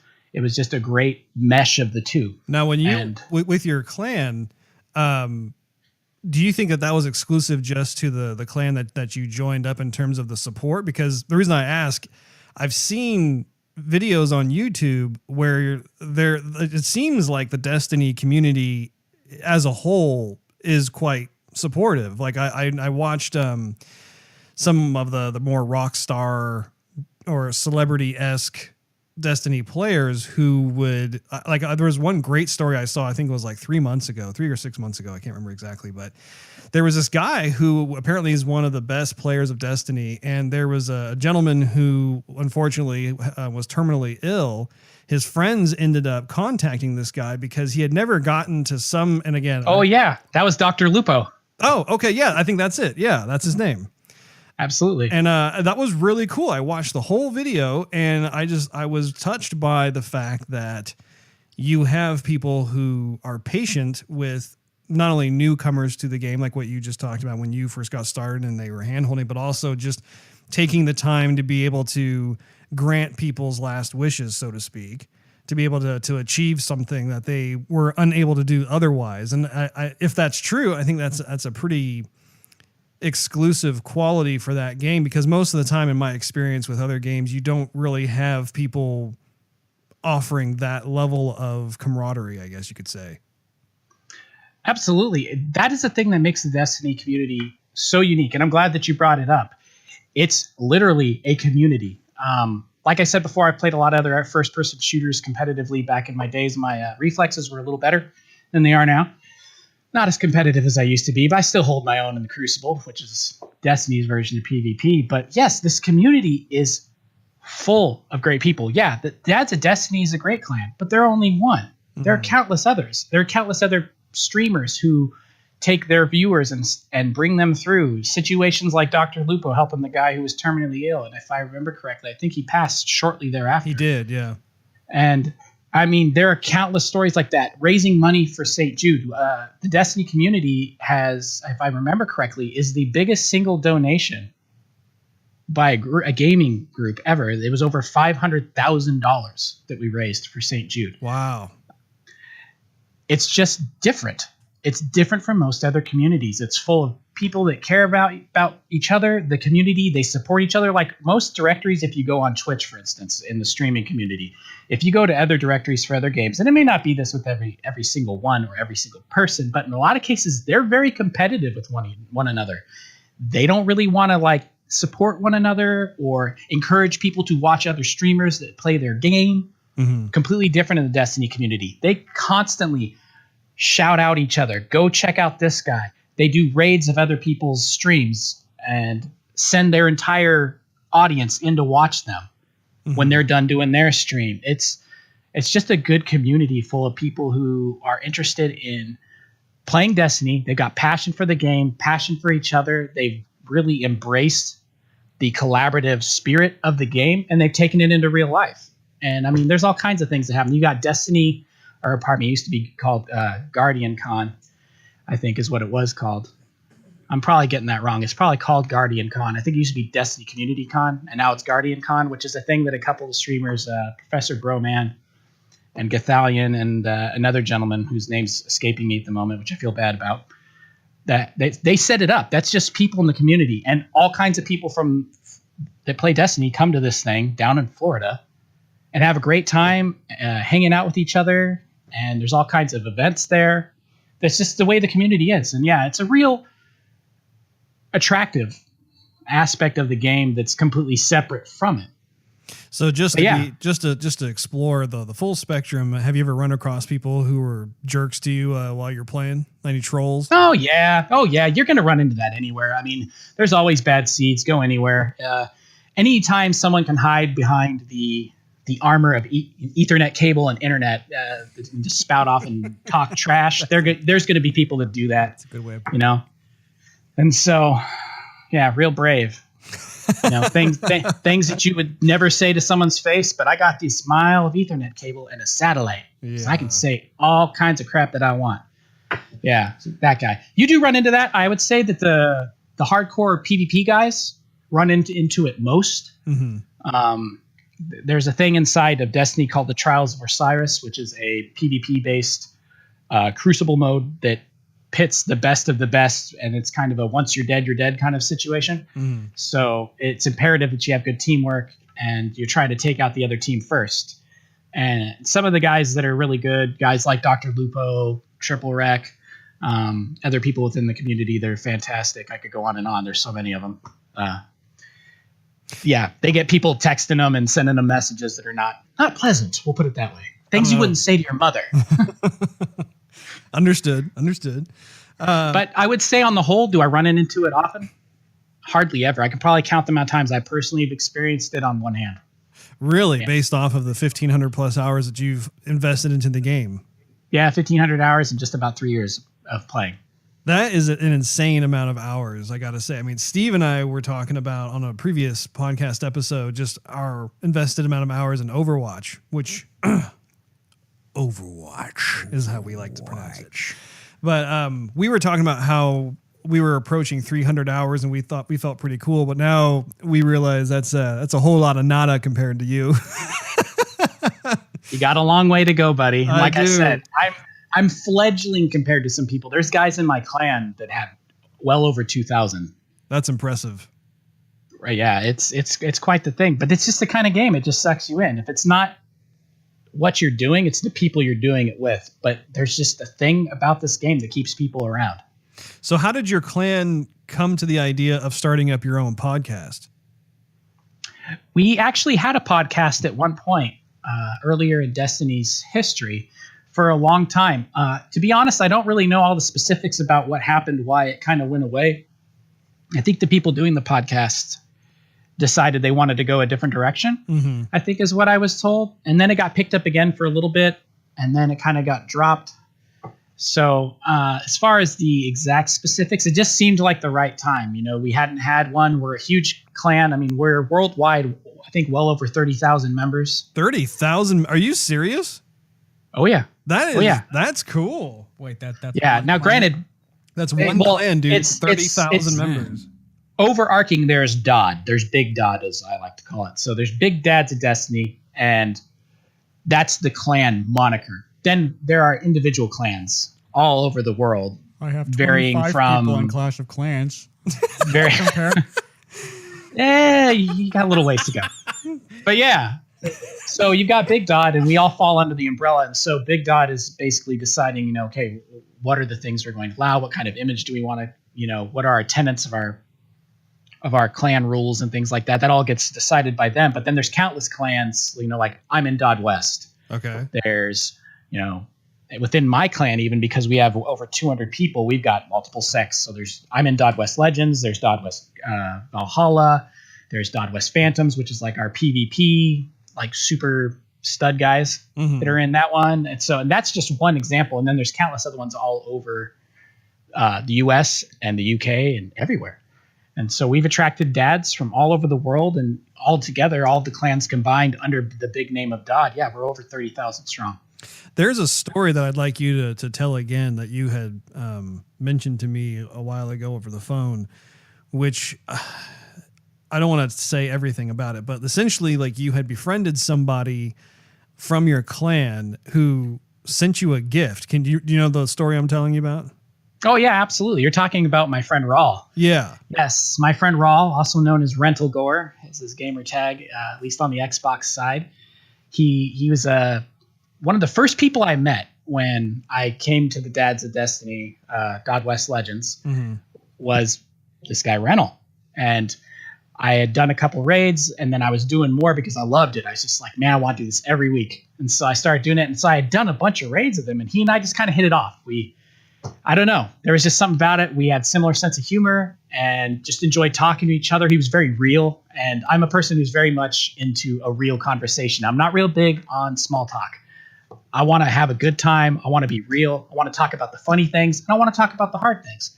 And he was a guy I could do that with. And yeah, we just really hit it off. And, you know, eventually we exchanged numbers, and we've talked many times in real life. And yeah, as a matter of fact, when Taken King was coming out, right about that time, I had a day one Xbox One, and it decided to die. So I'm staring at this nut-filled turd that's inside my awesome, you know, entertainment center, going, what the hell am I going to do now? Oh, so I bet you were just absolutely just like, no. Yeah. This cannot be. I was, because I mean, number one, I didn't have $300 or whatever the Xbox was at the time to go buy a new one, and I didn't really have 150 just laying around offhand to send it in to get it fixed. And plus, to send it in and get it fixed, I think it gets sent to down to Texas, and it takes forever to get back. So I was like, man, you know, I sent him a message like, dude, my Xbox died, so have fun doing the Taken King. I'll join you guys whenever, you know, I either get a new one or send this thing in and get it back. Yeah. The next thing I know, I get sent a link to a tracking number. And my friend Rawl, who happens to be, you know, pretty well off, he's done good for himself. He's a hardworking guy. Where does he live? He lives in North Carolina now, but he used to live in California. Okay. He went ahead and decided, out of the goodness of his heart, to just buy me a new Xbox. And he sent it over to me, and that came in the mail. And he and I, when the time came, and our other friend Matt, we enjoyed all that story content together and had a great time. And The Taken King was monumental in its scope and the expansion of the story compared to everything that had come before in Destiny. So I felt very blessed and privileged to have made a friend like that who would reach out to me when he didn't need to and do something like that. It's just, that's what I mean. It's a different community. It's a different group of guys. It's a different community. It's a different game. Yeah. It does something. I don't know what it is. It just engenders goodwill in people. Well, it's for the just most a part. very generous gift. I mean, the fact that like you guys never met face to face, you've had conversations on the phone and that sort of thing. But I mean, wasn't the Xbox One like $400 back then? Yeah, I want to say this is before the S came out, I think, or maybe the S was just about to come out like that fall. And so it was still, a pricey machine. It was not an inexpensive gesture, yeah, to say the least. And, fortunately, I've been able to pay it forward and give that Xbox onto a friend of mine who wanted to play with his stepson, and his stepson couldn't afford to buy a new Xbox One. So I was able to pay it forward because I sent mine in and got it fixed, and it came back. Yeah. Because once I had the money. And so it was just a really good thing. And I mean, yeah, he's a great guy. I followed him all over the world. He went and worked in Paris for a while. He was in Paris when the terrorist attack happened there, which is pretty freaky because he's there with his family and, his wife and kids. And oh, wow. That actually prompted them moving back here and getting the job he has now in North Carolina. But those are the kind of people you meet in Dad's of Destiny, and those are the kind of people that you meet in Destiny if you know where to look. And that is impressive. I mean, when you think about... And I'd do anything for that guy, man. Yeah. Raul's my boy. And if he needed me to fly out to North Carolina right now, I'd put it on my credit card and I'd be out there if he needed help with something. It's that kind of relationship. I've never heard stories like that regarding gaming. I think as a whole, the gaming community is maturing. Like when you and I were younger, we were part of the generation that grew up with the original NES, and just as we became parents and spouses, that sort of thing, we were at the point now where we're in our 30s and 40s, and I don't know, it does make me smile, for lack of a better way of describing it, hearing stories like that, just because there is a certain maturity that is evolving with the gaming community. And I think it plugs into other areas too, such as like Comic-Con, for instance. I know you attended your first Comic-Con this year, and yep. There is also a very similar type of relationship building that goes on, where you have people who have similar interests, and for the most part, you have folks who are just really nice, polite, well-to-do, good-humored people, and like what your story proves. Also they can be quite generous, and I don't know. That story always stuck with me, so I'm glad I remembered to ask you to retell it. Yeah, definitely. It's a story I enjoy telling. I've shared it in articles. I've shared it in posts on various places on the internet because, it touched my heart. And I think it's important that people realize that, it's not all bad stuff out there on the internet. It's not all bad stuff out there in gaming. Gaming can get a bad rap sometimes. And I don't think it's necessarily fair. It certainly wasn't in this case. Yeah. Well, let's jump into the original Destiny game for a moment. Can you give us an overview, like a high-level overview of the original Destiny? I know you've kind of touched on points already, but just give us a synopsis of what the kind of the story was with Destiny. Drill down a little bit into the game mechanics, and then we'll push forward from there. Absolutely. So initially, like I said, when Vanilla came out, as we referred to it in the original Destiny, it was kind of disjointed because of their needing to make it over again at the last second. So initially you were kind of just like, okay, I'm a guardian. I got some sweet powers and I can kick ass. And this is pretty neat. And there's these enemies I fight, and apparently they need to die. But it all kind of centered around, the basic story was around the Traveler. The Traveler is this big giant orb that hovers over the last city that's left on Earth, right next to the tower, which is where that's your social space where you would hang out. Oh, I remember the key art for that, Destiny. I think. Yeah, you probably do. It's pretty iconic. Okay. So when the Traveler came, it brought a golden age to humanity. It increased our lifespan. It boosted our intellect. We were able to create incredible things that we never would have been able to create before.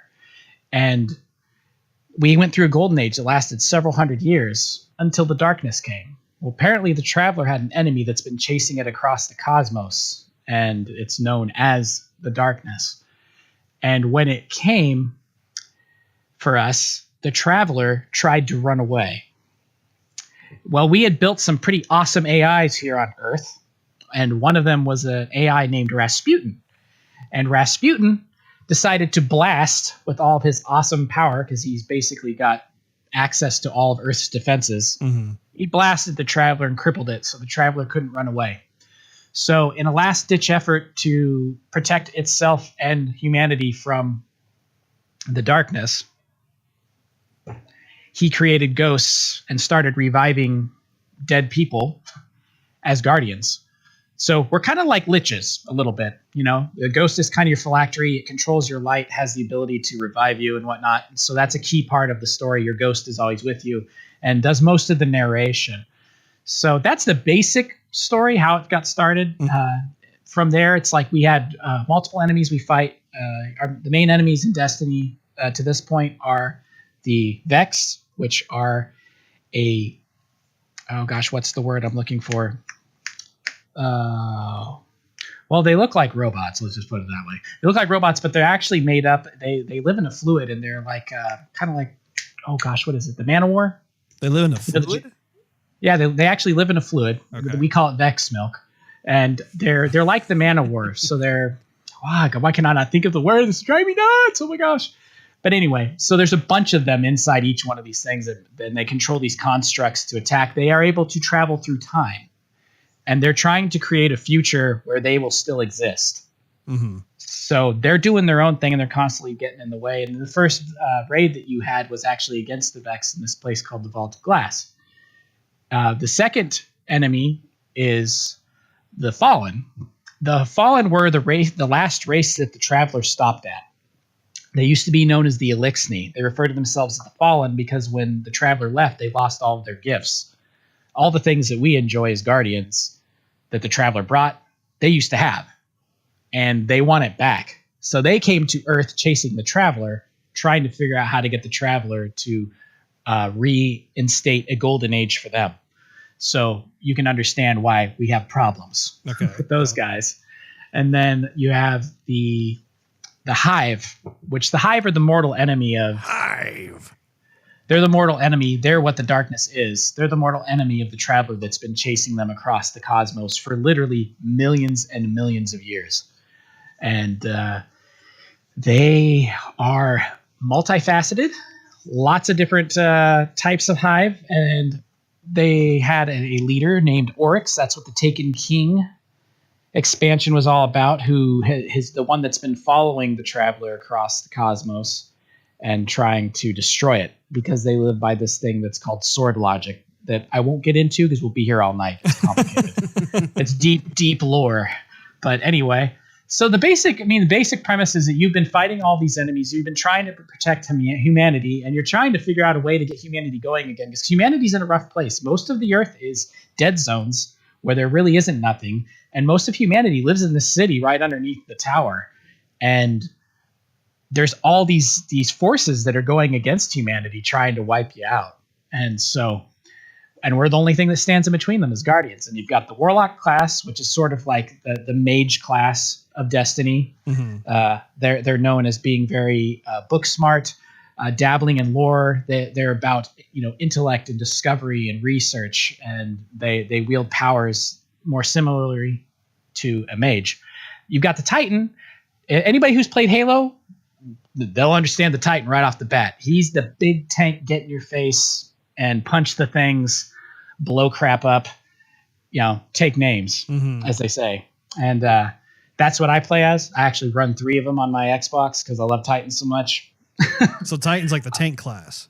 Yeah, he's like the tank class. Okay. And then you've got your Hunters, and the Hunters are more like the Ranger Assassin type class. They tend to work alone. They're high DPS, very agile and mobile. I like to call them squishy. I enjoy killing them in Crucible greatly. He is my squishy. My joy. Yes, it's my joy to kill them. and I like to talk lots of trash about them, as you can tell. But anyway, so yeah, that's the basic premise of kind of what's going on. Humanity's under siege at various times. Guardians step up, save the day. If you're going to do the too long, didn't read sort of version. Mm-hmm. And underneath that, the thing that makes it go, again, is this incredibly crisp gunplay, a loot system that is, let's just say, addictive. You've got all kinds of weapons and armor, and you've got these exotic weapons, which are like the top tier stuff that you want to get your hands on, and exotic armor. And then, of course, you've got your various subclasses. Each one of the classes has 3 subclasses apiece. That's solar-based, an arc or lightning-based, and then a void-based. So you've got a lot of room to kind of play with your different characters. They play differently from one another. They're all a little bit different. So if you want to play 3 characters, you got a ton of variety. And basically, the good news is, and the reason that it kept me along is, yeah, you had this great variety, these great characters, and these great guns, but that's not enough to keep someone playing for 1,500 hours, is that Bungie is very good at listening to their community. Okay. So, like I said at the beginning, bad story, don't really know what's going on, kind of disjointed. You'd have to read the grimoire, which was outside of the game. It was these cards you'd get as you do things in game that you would unlock that you could go and figure out the story. Mm-hmm. A lot of people don't want to get their story that way, so a lot of people didn't have a clue what was going on. And I seem to remember, like, when the various critics were reviewing the game, I remember them saying something along the lines of how they could tell that Bungie was trying to satisfy all these different types of expectations, and as a result, it was kind of this melting pot that didn't quite achieve what they had hoped for. Is that accurate in your estimation based off of your play time, or is it something that's a little bit different? Absolutely. In the beginning, that is definitely how it was. They like I said, they scrapped it pretty far in development, had to kind of pick up the pieces and get something out. And yeah, that is a very good way of putting it. I would describe it that way. But that's the thing, though, is that, like I said, Bungie listens. They just kept working and so on it. They kept working on it. They kept updating it. Each new DLC that came out just fleshed it out a little more, made it a little better. Glitches would happen, and the community let them know. They'd fix it. Issues with weapon balancing would happen. The community let them know. They would fix it. People wanted more story inside the game. The cinematics improved. The story improved. They drugged in other characters. Probably the best thing they did was with the Taken King, they relied heavily on Nathan Fillion of Firefly fame, if anybody's familiar with that. He has a good relationship with Bungie. He was also in the latest Halo game. Yes, he's a big-time gamer, and he actually asked to be in Halo and a long time ago. And yeah, he's actually done a few voices in Halo over the years. Yeah. And yeah, he does have a good relationship with them. And he plays a character in the game called Cade 6. He's the Hunter's Vanguard. So if you're playing a hunter, he's the guy you go to whenever you're getting missions and stuff. He's the guy that kind of directs what you're doing. And he's hilarious. No shock there. Mm-hmm. Oh, yeah. They relied heavily on him in The Taken King, and it was funny, and it was fresh, and they brought in the other characters, and there was such a good balance. Because, I mean, they've got great actors behind these various characters, so the characters have real weight. And so it was great to see going from having this kind of just disjointed story where these Vanguard folks were just in the tower and they just kind of said random lines, but you didn't really have an interaction with them, to they become more and more part of the story. They are in on your missions. They're talking to you. They're telling you what to do, and they injected humor, and just they continued to listen. And as people who played from year one to this point, it's a completely different game from what it was when we started. When the game was released, was that 2013? Yeah, it was 2013. Yes, 2013. Okay. Yes. So it's been out for a while. Yeah, it has been. It has been out for a while. But the thing is, and that's because they took that kind of dedication to listening and parsing through, because I'm sure they got tons of stuff that's just like, you want us to do what? You want us to put skirts on Guardians? What are you talking about? I'm sure they had lots of bizarre stuff like that. Yeah. I want my Guardian to have a pony. I just want to have a pony. So they ignored that kind of thing, but they listened to the good feedback. Yeah, they listened to the good feedback, and they made adjustments, and they made improvements. And as the new expansions came out, a lot of them were free. Mm-hmm. That made the game better. Lots of live events and things that happen around the holidays, and just all kinds of really good things. They kept the player base engaged. It answered a lot of the things that they wanted, and got to the point now where there's so much to do. If you were to come into Destiny right now, you could probably play 8 hours a day, every day of the week, and you could probably play clear up till Destiny 2 launches and probably not complete everything. It's that big. At least not without help. Yeah, it's that big. There's enough things to do between all the different missions and items that you can collect. And you got 4 raids at this point. You know, you got countless strikes, which strikes are like little mini missions you go on with 3 guys that, you know, has a very clear beginning and a very clear end. And at the end, there's a boss that you fight. And sort of almost like kind of like a dungeon instance in an MMO. Mm-hmm. And so, yeah, I mean, you could probably play from now till then. And if you were to try to get 3 characters, get them fully leveled, all subclasses leveled, and try and get all the gear, you probably couldn't get it done by the time Destiny 2 releases on September 8th. So, and the thing is if you would have fun doing it, though, which is more than you could say for a lot of people. Because there's a lot of people that came in vanilla Destiny, they hit level 20, and they kind of burnt out because it was not exactly the best game. It just definitely wasn't what it is now at the beginning. But for those of us who stuck it out, we've been rewarded. And it's mostly because Bungie's a great company that listens to feedback and makes really good improvements. Now, and never sits on their laurels. Is level 20 the maximum level, or does it go up to 50? Oh, no. You're much higher than that. I think, I hate to admit this, but I haven't been playing Destiny a whole lot lately because I've kind of done most of it, you know, at this point. But I want to say that you can get to level 40 is the cap. But then you've got a light level. Okay. That you can get up to like 400. So one of that's on the side. One of the other questions I had is I was doing some initial YouTubeage, and there's like actually I think you mentioned this too. There's some sort of card system that's in the game. I assume you're speaking of the Grimoire. I have no idea. That's the only card thing I know. There's no Hearthstone or anything in here, despite their now affiliation with Blizzard for Destiny 2. Like, don't they have like some sort of card system where like it explains more of the story or something? Yeah, that's the Grimoire, that's what I was talking about. Okay. That's what I was talking about is the Grimoire. So, like I said, initially in vanilla Destiny, before any of the expansions came out, the only way you could really figure out what was going on, beside a very vague idea of what was going on, was as you played the game and did different things that unlocked Grimoire, would be to go to Bungie.net and go and look up these cards and read them, because they're full of lore. And that's the thing, man. I'll tell you what, if you take the time to actually go and read these things, wow. We're talking some epic, high-end fantasy writing, sci-fi fantasy writing. I bet you did that. It's really, really good. Yeah. Oh, I've spent a lot of time. There's a lot of really great... Oh, yeah, there's a lot of really great podcasts that cover just lore, and I listened to most of them. At one point, actually, when there was a little bit of a lull in Destiny, that was really the only thing that was keeping me around, was listening to these different lore podcasts. But, I mean, there's incredible story in the Grimoire. But that was the problem. Again, that's what a lot of people's complaints were. And from what I understand in Destiny 2, the Grimoire is actually going away, and they're really going to be pushing in-game cinematic storytelling and in-game storytelling so that it's there for everybody. They don't have to go find it at an external source, which is kind of, to be honest, is a bit of a hot button topic, because there's a lot of what we call lore masters in the Destiny community that their whole thing that they do on YouTube or on their podcast is literally going through the lore, talking about it, speculating on what it means, what it could mean for the future, trying to, pick up those breadcrumbs and figure out where it's all going. Who is this character really? You name it. There's lots of mysteries within the lore.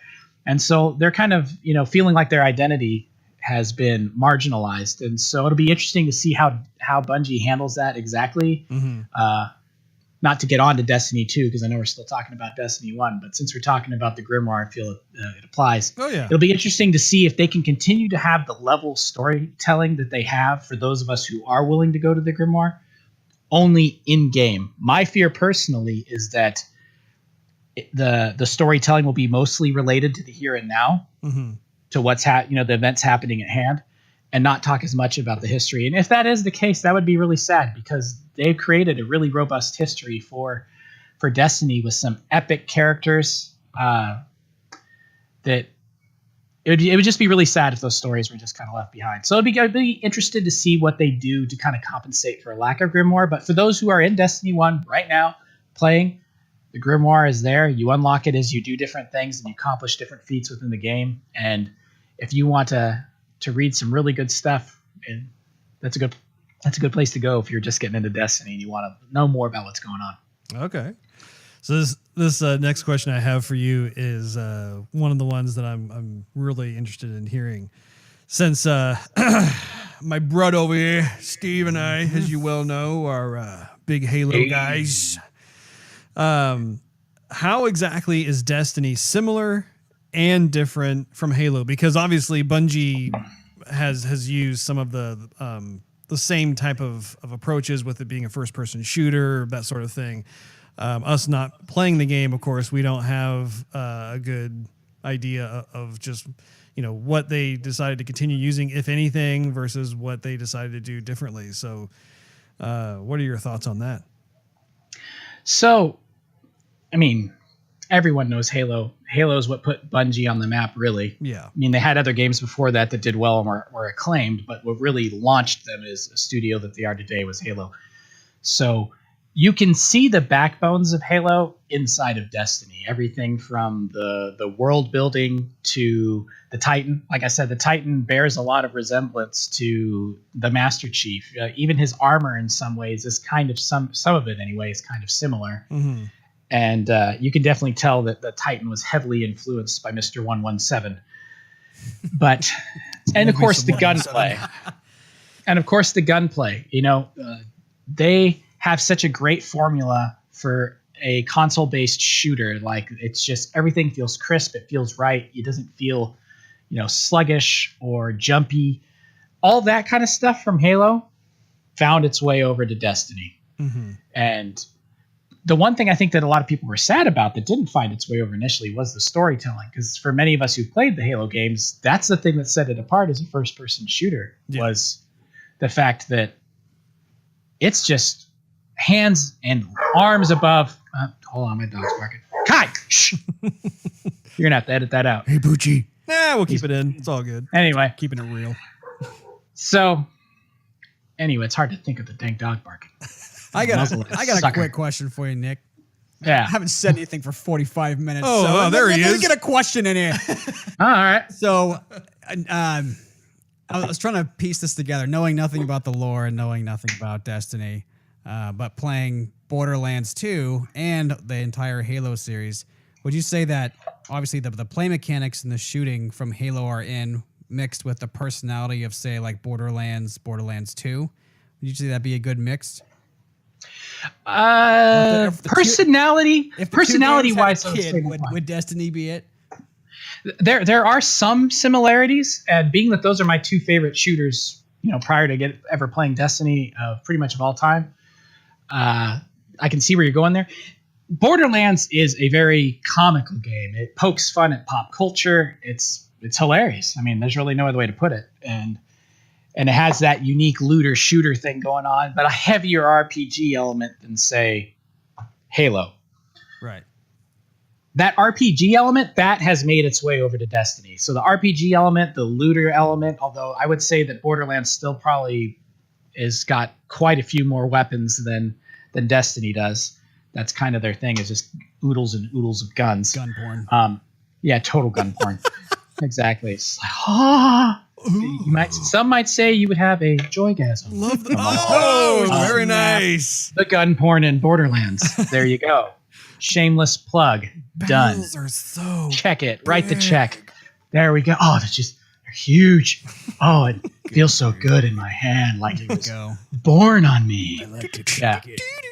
Sorry, go ahead. Totally. Anyway, but so yeah, the looter side, the RPG elements from Borderlands, yeah, those definitely made over. You've got skill trees similar to what they have in Borderlands, although done in a very different way.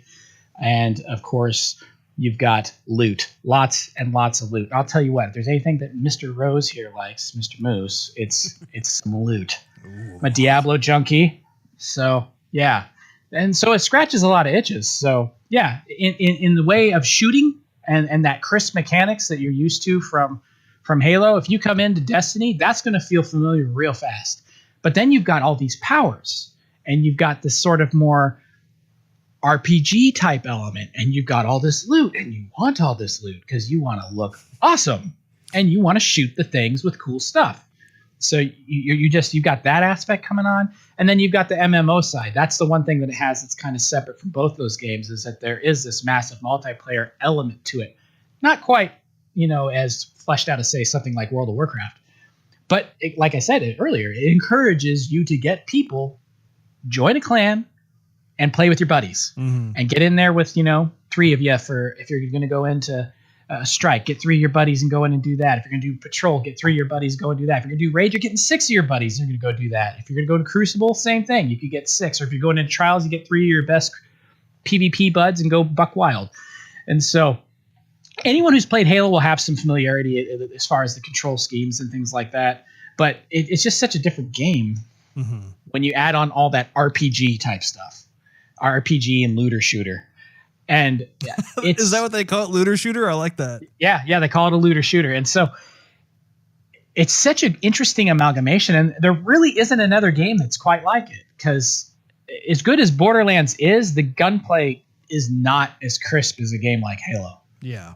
There's die rolls and things going on behind the scenes to determine if you're going to hit and things like that. It has much more in common with like a game like Skyrim, or before they changed the VAT system, Fallout, than it does with an actual true FPS.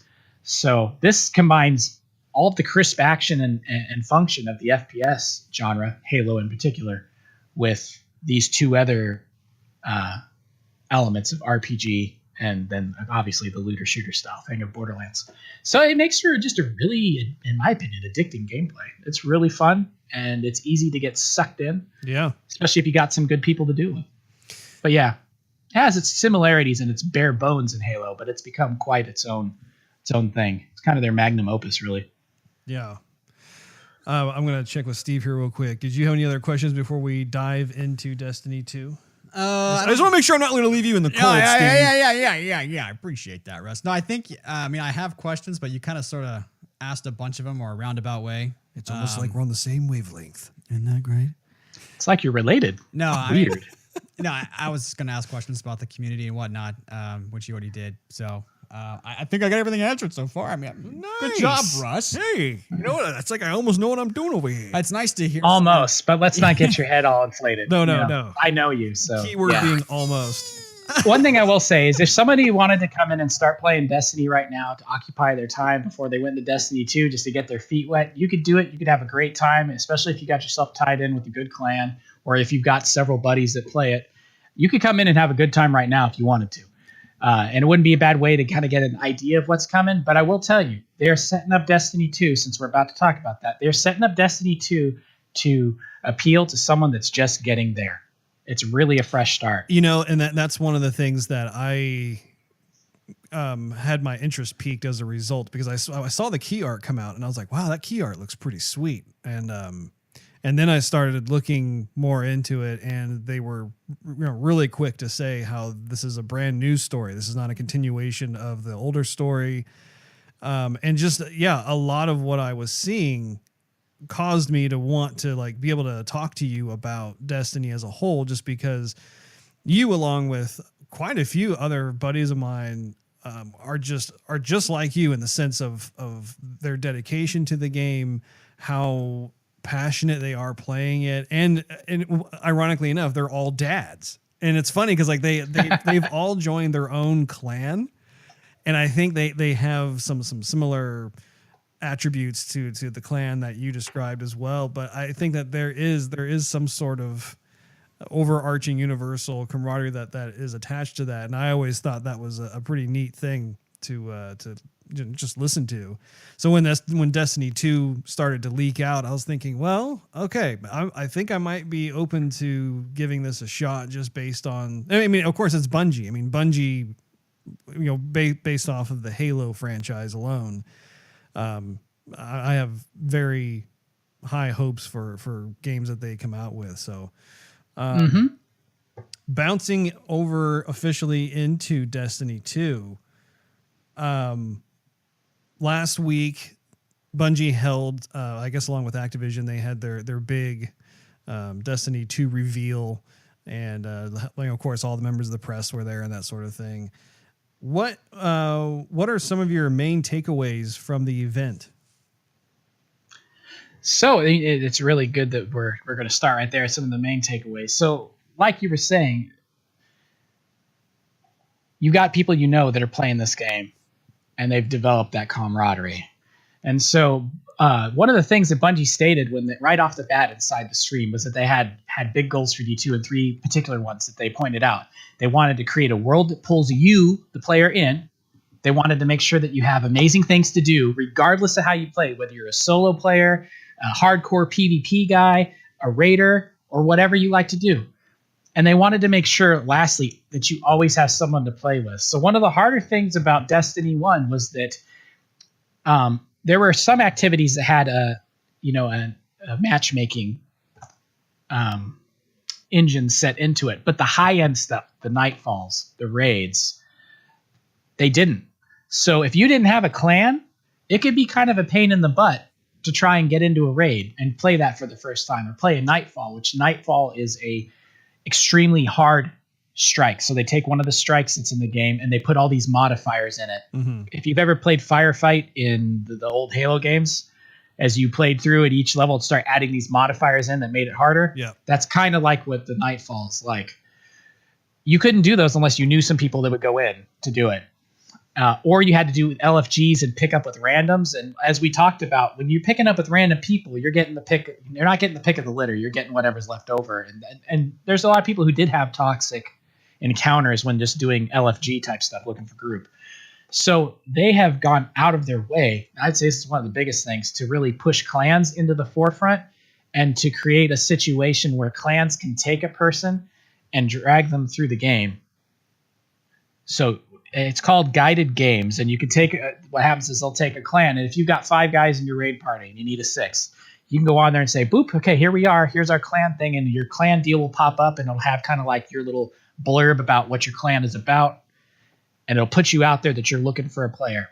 And then there could be seekers, and seekers will be solo players who can then queue in. They can look at your little clan description and what you're about and decide, yeah, I want to go ahead and try the raid with these guys. Mm-hmm. Or they could decide not to, depending on what it is. You could be, we're super hardcore guys with big dicks and huge balls, and we do nothing but kill things. And if you die at all, we're going to break your neck. Yeah. So you may not want to go and do the raid with that guy. But if you come to like Dads of Destiny, you see what we're about, you might want to run with us because we're good people. We Sherpa a lot of guys and gals.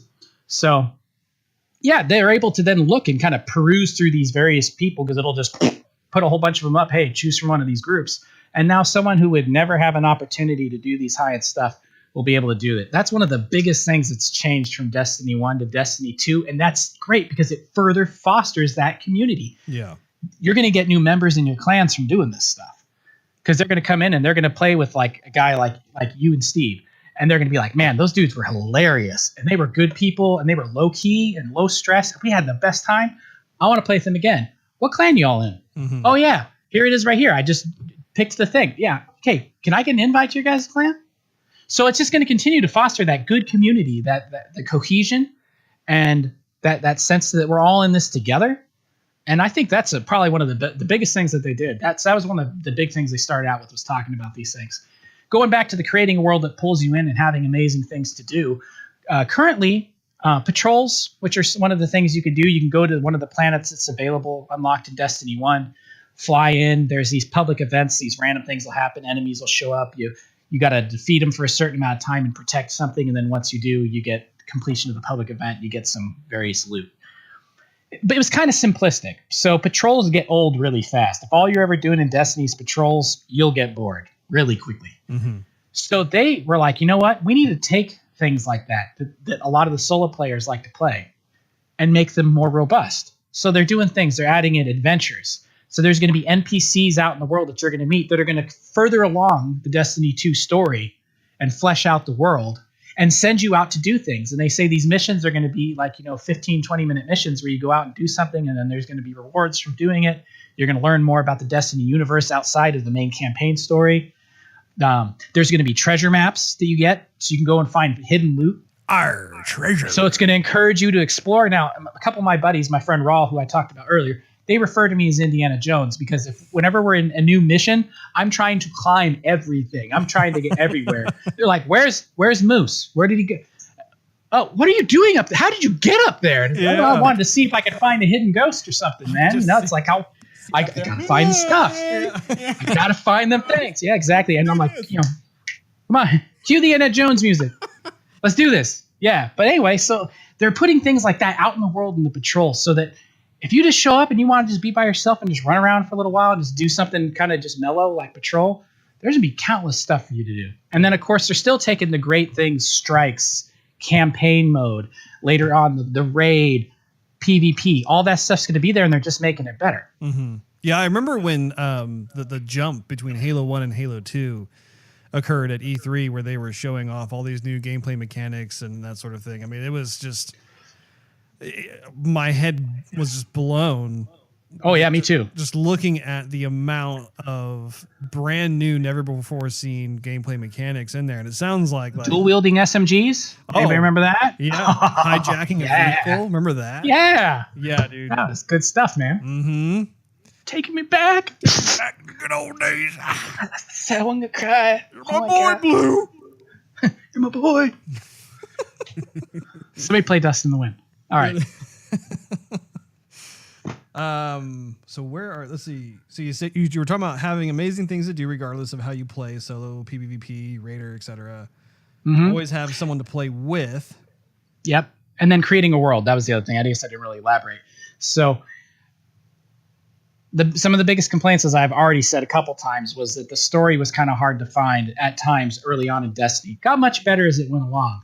But they've really heard that, and so they have worked hard to create a world that's going to pull you in. They want there to be tons of things with story and bits of lore scattered throughout your playing experience. So there's something new to see, something new to do. Cinematics, lots more cinematics. They're involving some of the Vanguard folks. So like I said, you had Cade, Nathan Fillion's character, who's the Vanguard hunter head guy. You've also got Zavala, who's voiced by Lance Reddick, who is the Titans main guy, and then you have Akora Ray, who's the Warlocks. They're out there fighting with you. That's never happened in Destiny before. They're in the fight. You're getting to see, because all you hear about is how these people were so amazing when they were out doing Guardian stuff before they became part of leadership. Oh, sure. And you're like, really? Well, they're doing a really good job of making sure that table don't move anywhere, but that's about all I see them doing. That's pretty neat. You don't let that run away now. Okay. I think you're doing a great job. They did very different if they're going to be out there with you. I feel like they did some of that with Halo Reach, where didn't you have kind of a squad based NPC setup where if you're playing through the single player campaign, like they had yes, I think that's right. Or four that's other still Spartans. My favorite. Oh, that's still my dude, favorite so Halo. Good. Yeah. So yeah, similar kind of thing. Now, I've only seen a glimpse of it, as everybody has from the stream. Yeah. But it appeared to be kind of similar, where like they're there walking with you, and Zavala's throwing up bubbles to protect guys, and you know they're immersed in the combat themselves. There's one scene where Akora Ray, the Warlock, and I don't know if you watched the stream, she is over there with you, and you go to find the speaker who was the head of the tower. He was the guy that he had direct connection with the Traveler, and he directed everything. You go to find out if he's okay. You can't find him, and the ship comes in, and she jumps up on top of it and fires a big old Nova bomb on the thing and takes it out and then rides the crashing plane down. Mm-hmm. That kind of stuff never happened in Destiny 1. And I was just sitting there, again, with my mouth on the floor, having a Joygasm shameless plug number 2. Yeah. Just like totally fanboying out, just like, what? She just jumped on a freaking plane. Yeah. You know, it was awesome. But that's the kind of world that pulls you in, because at this point, after 3 years, we've got emotional attachments to these characters. Sure. We want to see them do things, and we wanted to do things with them. And now we are. And I figure just a little bit they showed us, if that's even a glimpse of what's going on, it's just going to get better from there, because you know they're not showing us the best stuff. Yeah. But yeah, those were their big goals right off the bat. That is pretty cool. What else would you like to know about the D2 stuff? Oh, I'm going through all of my little notey notes here. Did you talk about patrols in Destiny 2? I remember you were saying something about how patrols have become more varied and just... I know you mentioned it, like Guardians will meet NPCs, that sort of thing, but... I guess when it comes... And again, you have to forgive me. I haven't played the game, so I don't have any point of reference on this. The patrols that you go on versus like the main story and everything else, are all of the components of the lore, are they intertwined into one cohesive story, or is it kind of like an RPG where like you have your overarching kind of main theme of the story, and then you have kind of these secondary quests that go on that really, I mean, they're kind of there to kind of flesh out the world, but it's not part of the whole story that the game is trying to tell. No, I mean, I can't say for sure because I haven't been there, but I've listened to a lot of different interviews and things with Luke Smith and Mark Noseworthy, and from what I've gathered, it's probably more the latter. So you're going to have the main campaign, and the main campaign is going to pit you against the Red Legion leader, whose name is Gaul, also known as Gary. Which go look up the Gary trailer with Nathan Fillion. It's pretty funny if you haven't seen it. But you've got him. He came here because he is one of the Cabal, which is one of the enemies. The one enemy I didn't talk about because I want to talk about them more in Destiny 2. They do exist in Destiny 1, but they're kind of a lesser thing. You only find them really on one planet for the most part, and they're not a real big part of the story in Destiny 1. They're just kind of there, and you don't really know why. Mm-hmm. And what happens is you find out that this guy, this Gaul, he's grown up believing that he was destined for greatness. And he believes that they should have gotten the Traveler. And what he does is he comes to Earth and takes the Traveler. He actually hooks a big old ship up to it and pulls that thing out of there. I'm taking this. Yeah, because he believes that he is destined for that. So he's kind of an interesting enemy. He's not necessarily, he doesn't even really care about humanity or really defeating us. He just wants the Traveler, and you just happen to be in his way. Is kind of more what this is. So that's really interesting because it's the first time we've really seen the Cabal as a really upfront, in our face threat. Yeah, and we're getting to see the full might of the Cabal. As far as you were asking about the patrol side, yeah. So that's your main campaign. Oh, that is the main campaign. That is the main campaign. From what I understand, on the patrol side, you're going to be getting missions from other NPCs that are going to be attached to the game but aren't about that main campaign. They probably won't necessarily have as much to do with the main campaign. I think that's going to be kind of its own separate animal, and it is going to be more about fleshing out the world, continuing to cultivate the history and the lore of Destiny as we know it, and teaching you more about these people, because these are people who lived outside the city, which outside the city is a rough place. It's not a place you want to be. There's a reason most of humanity lives right underneath the watchful eye of the tower, and that's because the rest of the earth is scary. And the likelihood that you could get killed prematurely is pretty decent. So it's going to be interesting getting to know these characters and kind of why they're out there and what they're doing and why we're out there now. And because the tower got destroyed, that's why we're out there. But I imagine that from what I've heard from interviews, like I said, it's going to be more of just fleshing things out per se than necessarily being directly tied to just that main campaign. Yeah. Now, were there any announcements during the event that gave you cause for concern or any kind of drawbacks that you noticed, or was it just all like, yes, and I'll take that too? I would say so far the only things that have jumped out at me that are even remotely negative, which I touched on before, is the fact that they're going to get rid of the Grimoire, so those cards that we were talking about are no longer going to exist. So I am wondering how they're going to continue to have a story that's as nuanced as what we have in Destiny 1 if you go to the Grimoire without it, because there's just something about the written word. And I write for a gaming website on occasion. I write for my own benefit. My hope is someday to write a book. There's something about the written word. What's that? Perhaps writing your memoirs? Maybe. I don't know. My memoirs are kind of depressing, but we don't need to go there today. So there's something about the written word because it allows you to view things from perspectives that you can't normally. When you're in a first-person perspective, you're locked into first person. Books allows you to go to the third person and to see things that you wouldn't ordinarily be able to see, other points of view, a number of different things. And the Grimoire did a lot of that. So I'll be curious to see if they're able to have that kind of breadth within the game, if they completely get rid of that storytelling aspect using the written word. So that was one thing that kind of, they actually didn't say that at the reveal. It came out shortly thereafter in an interview with Luke Smith. or no, not with Luke Smith. It was with Steve Cotton, I think. And that concerns me a little bit. Am I still going to get the game? Yeah. Am I still going to have a great time? Of course. Yeah. But it would be kind of sad, one, because there are a lot of people that have invested a lot of time and energy into being these lore masters and to keeping up on that stuff. And also because it's some really good stuff. It's really interesting and fun to read. So that was one thing. The only other thing that really bothers me, and this is just across the board in gaming in general, I hate exclusives. I think that they ruin video games. I think that they're a detriment to gamers, that all they do is benefit the publishers. Especially in a game like Destiny, where there's a lot of crossover. It's going to the PC now. It's not just going to be a console game. It's moving to the PC market. And so you've got Xbox, you've got PlayStation, and now you've got the PC. And as far as we know right now, PlayStation's the only one that's going to get these exclusives.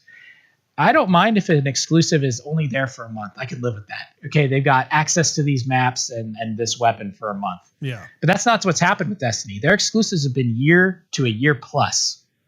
Like I said, the way that the language was written in Destiny 1, there's a strike and at least one weapon, actually I think 2 weapons right now, 2 exotic weapons that you can't get on Xbox.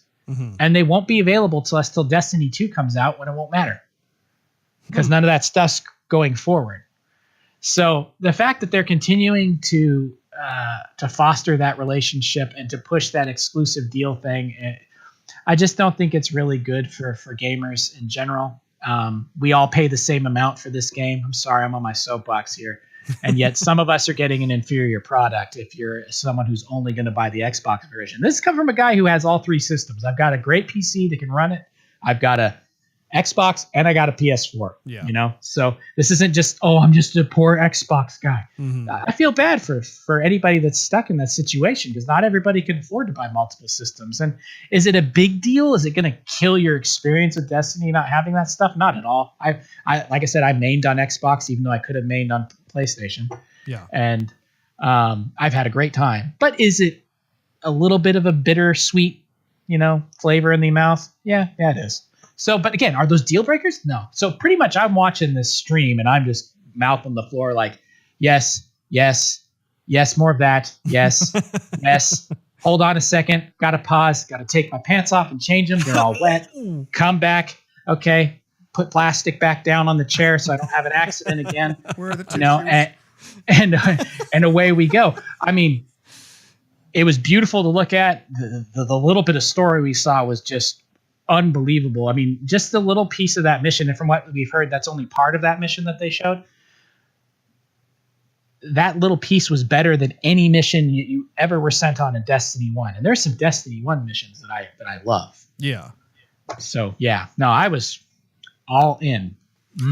One of the things that I'm hoping will happen, I don't know, it's probably not going to happen with Destiny 2, but there is a budding kind of grassroots movement to try and get more games to be cross-platform friendly. And what I mean by that is just being able to purchase a game regardless of the platform, like say if it's for PS4 or Xbox, and then be able to get onto the same servers and be able to play the game together. So that way the gamer ultimately wins. And there have been a couple of games that have supported that.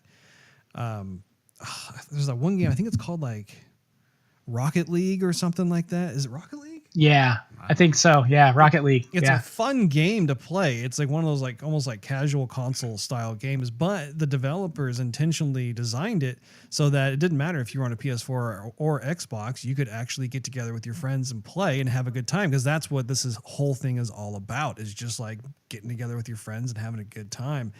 And I really do hope that moving forward that there will be more of that to come through with like these AAA titles. I really hope to see, perhaps not with Destiny 2, but if they make a Destiny 3, for instance, it would just, it's a win for everybody. And I think that it's kind of on the coattails of what you were talking about with how the exclusives, it's just kind of a bummer for the gamer who doesn't have the system that has a certain exclusive or whatever. And for the publishers, it's a win for them. But for the gaming community, it's kind of like, wow, you guys did that to us again? Really? Okay, well, that sucks.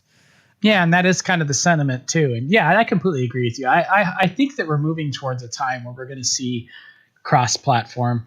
I know that that Spencer, the head of Xbox, he's talked about that at different times, and so is the head of Sony. So I think that eventually we may find ourselves there, but in the meantime, we're kind of left with this mess where these sorts of things happen. And like you said, the only person that loses out is really the gamer. Yeah. And that's unfortunate, It is. And I think that there are a lot of proponents for that idea that work in the gaming industry, but I think it's just a matter of trying to convince some key personnel to be able to, open that gate, so to speak, and make that sort of thing happen. Because I will not lose hope on that. I really do think that there will eventually be that type of scenario, and it's just going to be fantastic, because at that point it's all about just generating those memorable moments playing a game with your friends and just having a good time. And you can choose which system you want to play on, and sure, each system will have their first party exclusive titles. That's to be expected, but the meat and potatoes of the games that come out, especially the ones like Destiny or Halo or other games like that, would just be, or like an MMO, for instance. I think that would just be just a fantastic time to be a gamer. So yeah, I would completely agree with that. Yeah, I would echo all of your sentiments there, and I think that we may eventually find ourselves there. Hopefully sooner rather than later. Yeah. Well, very cool. Well, I really appreciate you coming on and spending some time with us. All things Destiny. I know that Steve and I were in the dark, and I for one, I don't know about you, looking at my bald and beautiful brother sitting next to me here, I feel like too. I feel as though I have a much better, kind of peripheral grasp on all things Destiny. I think if I were to play the game, I obviously would just be able to kind of bring those details to fruition, so to speak. But I just really appreciate you taking the time to talk to us about it, and we would love to be able to have you come back from time to time if you're interested / available, to be able to give us some additional insight into the world that is Destiny, if that is cool with you. Oh, absolutely. I mean, I think there's going to be a lot to talk about. I mean, there's a lot that we didn't even get to. I mean, there's so much that they revealed in that event that they had that we could probably sit here for another hour talking about this. But yeah, I would be happy to come back on as time allows. And it's been a real pleasure to chit chat with you guys. Oh, the pleasure's all on this side of the microphone, Mr. Moose. Well, judging from the name, I'd say this podcast is all about a certain type of pleasure. Leave it at that. Did you have one or two, maybe three during the time? I hope so. Yeah, well, I put on my rubber pants, so I'm good. I can just blow my load right here. Good. No problem. So happy. Just keep on talking. Awesome. Well, I'm plugging my ears. I'm sorry. Did I go too far? I thought we were in the tree of trust. Never. My bad. No. That you are still in the tree. Oh, goody. Just have fun with those branches. Oh, I'm swinging. Just swinging. Like Tarzan, just beating my chest. Well, on that note, this wraps up episode 8. I definitely appreciate having Nick on the show with us, talking about all things Destiny. I'm sure Steve has quite a bit to think about, as do I. Do you have any closing thoughts about what you've heard? I do, Russ. Oh! I been a little quiet that whole interview. I was going to say, yeah, you started the show out being all kinds of ornery, saucy, and downright sassy toward your brother, and all of a sudden you just, quieter than a mouse. I'm a very contemplative individual at times. Oh, are you now? I am. No, it's good to hear someone like Nick explain what is making Destiny so popular, because I've spoken to friends of mine and even gone online and asked questions. And you have friends? Yes. Moving along. And the most answers I get are, "Oh, Destiny is life." I'm like, why? Because it's awesome. Okay. Why? Because it's cool. And like, okay, you got to give me something else. And people repeat that. They do. Oh, I mean, okay, why? Yeah. Why is such a hard question to answer about the game? Right. And I've seen the game played. I've never played the game myself, like we've said, but I've seen the game played, and I think, okay, there's so many reminiscent stuff to Halo. Why would I want to try a Me Too Halo? So what about it goes beyond the Me Too Halo? Mm-hmm. And after Destiny has been out for a while, most of the people who I've spoken to have finally formulated what they like about the game, and it all revolves around the social aspect of the game. Not necessarily like the graphics, even though people do like the graphics, or the sound, even though people like the sound. It's more so the social aspect. Yeah, very much so. And it's almost more on PS4 than it is on Xbox, even though it is for both. But more people are saying, yeah, on PS4, they've met a lot of people that they continue to game with. And some of them have never seen these folks face to face. Some of them have. Matter of fact, a friend of mine, she was gaming a female. Female gamers rock. What is this female you speak of? Females playing games? Heresy, I say. She also belonged to like a clan. And she's like, okay, I have to go connect with my clan. Like we text and whatnot. And it's a bunch of girls and guys. But one of them was from Canada, and they had a small little fling. Like, she's like, this guy is awesome, but I don't want to leave my country. But she hooked up with the guy? Yeah, she flew out to see him. Like, they connected. Oh, how about that? And so she's like, no hard feelings. It just, it wouldn't want to work out. He loves Canada. I love America. Yeah. And, we're not going to leave. But he was definitely a cool individual. We still talk. So things like this happen a lot with Destiny. That is a peculiar trait of the game where, like, the type of people who have gotten into it and really enjoy it have all said the same thing. Like they just, it's all about the community. And thinking back, I remember when you were playing Halo Online, I think it was Halo 2, because that's when the online thing happened, but you started making friends, and people were like, wanting to play with you, and then you would link up with me online and say, oh yeah, I met this guy, he's good, we play well as a team, and I'm thinking, okay, I'm new to this whole online world. But that happened with Halo. But you think of maybe Overwatch. I wasn't going to do it because I know you were. And I've linked up with people on Overwatch. You do realize if we say that together that it'll be stereo. Yes. But I do realize I just want to go ahead, finish my thought. Go ahead. Continue, Steve. I've linked up with people with Overwatch. Oh. But a lot of times... You whipped it out again. Yeah. But a lot of times I'll see them online or they'll see me online. And then often we don't link up to play. Like, we might every once in a great while. Yeah. But nothing remotely near how I was thinking it was going to be. Yeah. So that's something that's very unique to only Destiny. And thinking back when the game was out and I was researching it and seeing what was what, I knew they had to iron out some of the wrinkles, because I know money was a thing, and what did you get versus what did you have to do for what you purchased. Yeah. And some folks are like, I'm spending all this money and I'm not getting it. So, but I'm glad that Bungie stuck with it and said, okay, we're listening to you. We know we got your money, but we're going to give you definitely stuff to work with, and we're going to give you a unique experience and a unique game. And those who stuck with it, seems like they have been greatly rewarded. Yeah. So. Food for thought. And then for me, like the Destiny 2 is what we were talking about with Nick. Looking at the key art, looking at some of the other assets, and then of course the little tidbits of the teaser videos, and even the pre-rendered stuff. I just feel as though I'm ready to give it a shot and see what all the fuss is about. Yeah. And so the game should be pretty cheap by now too.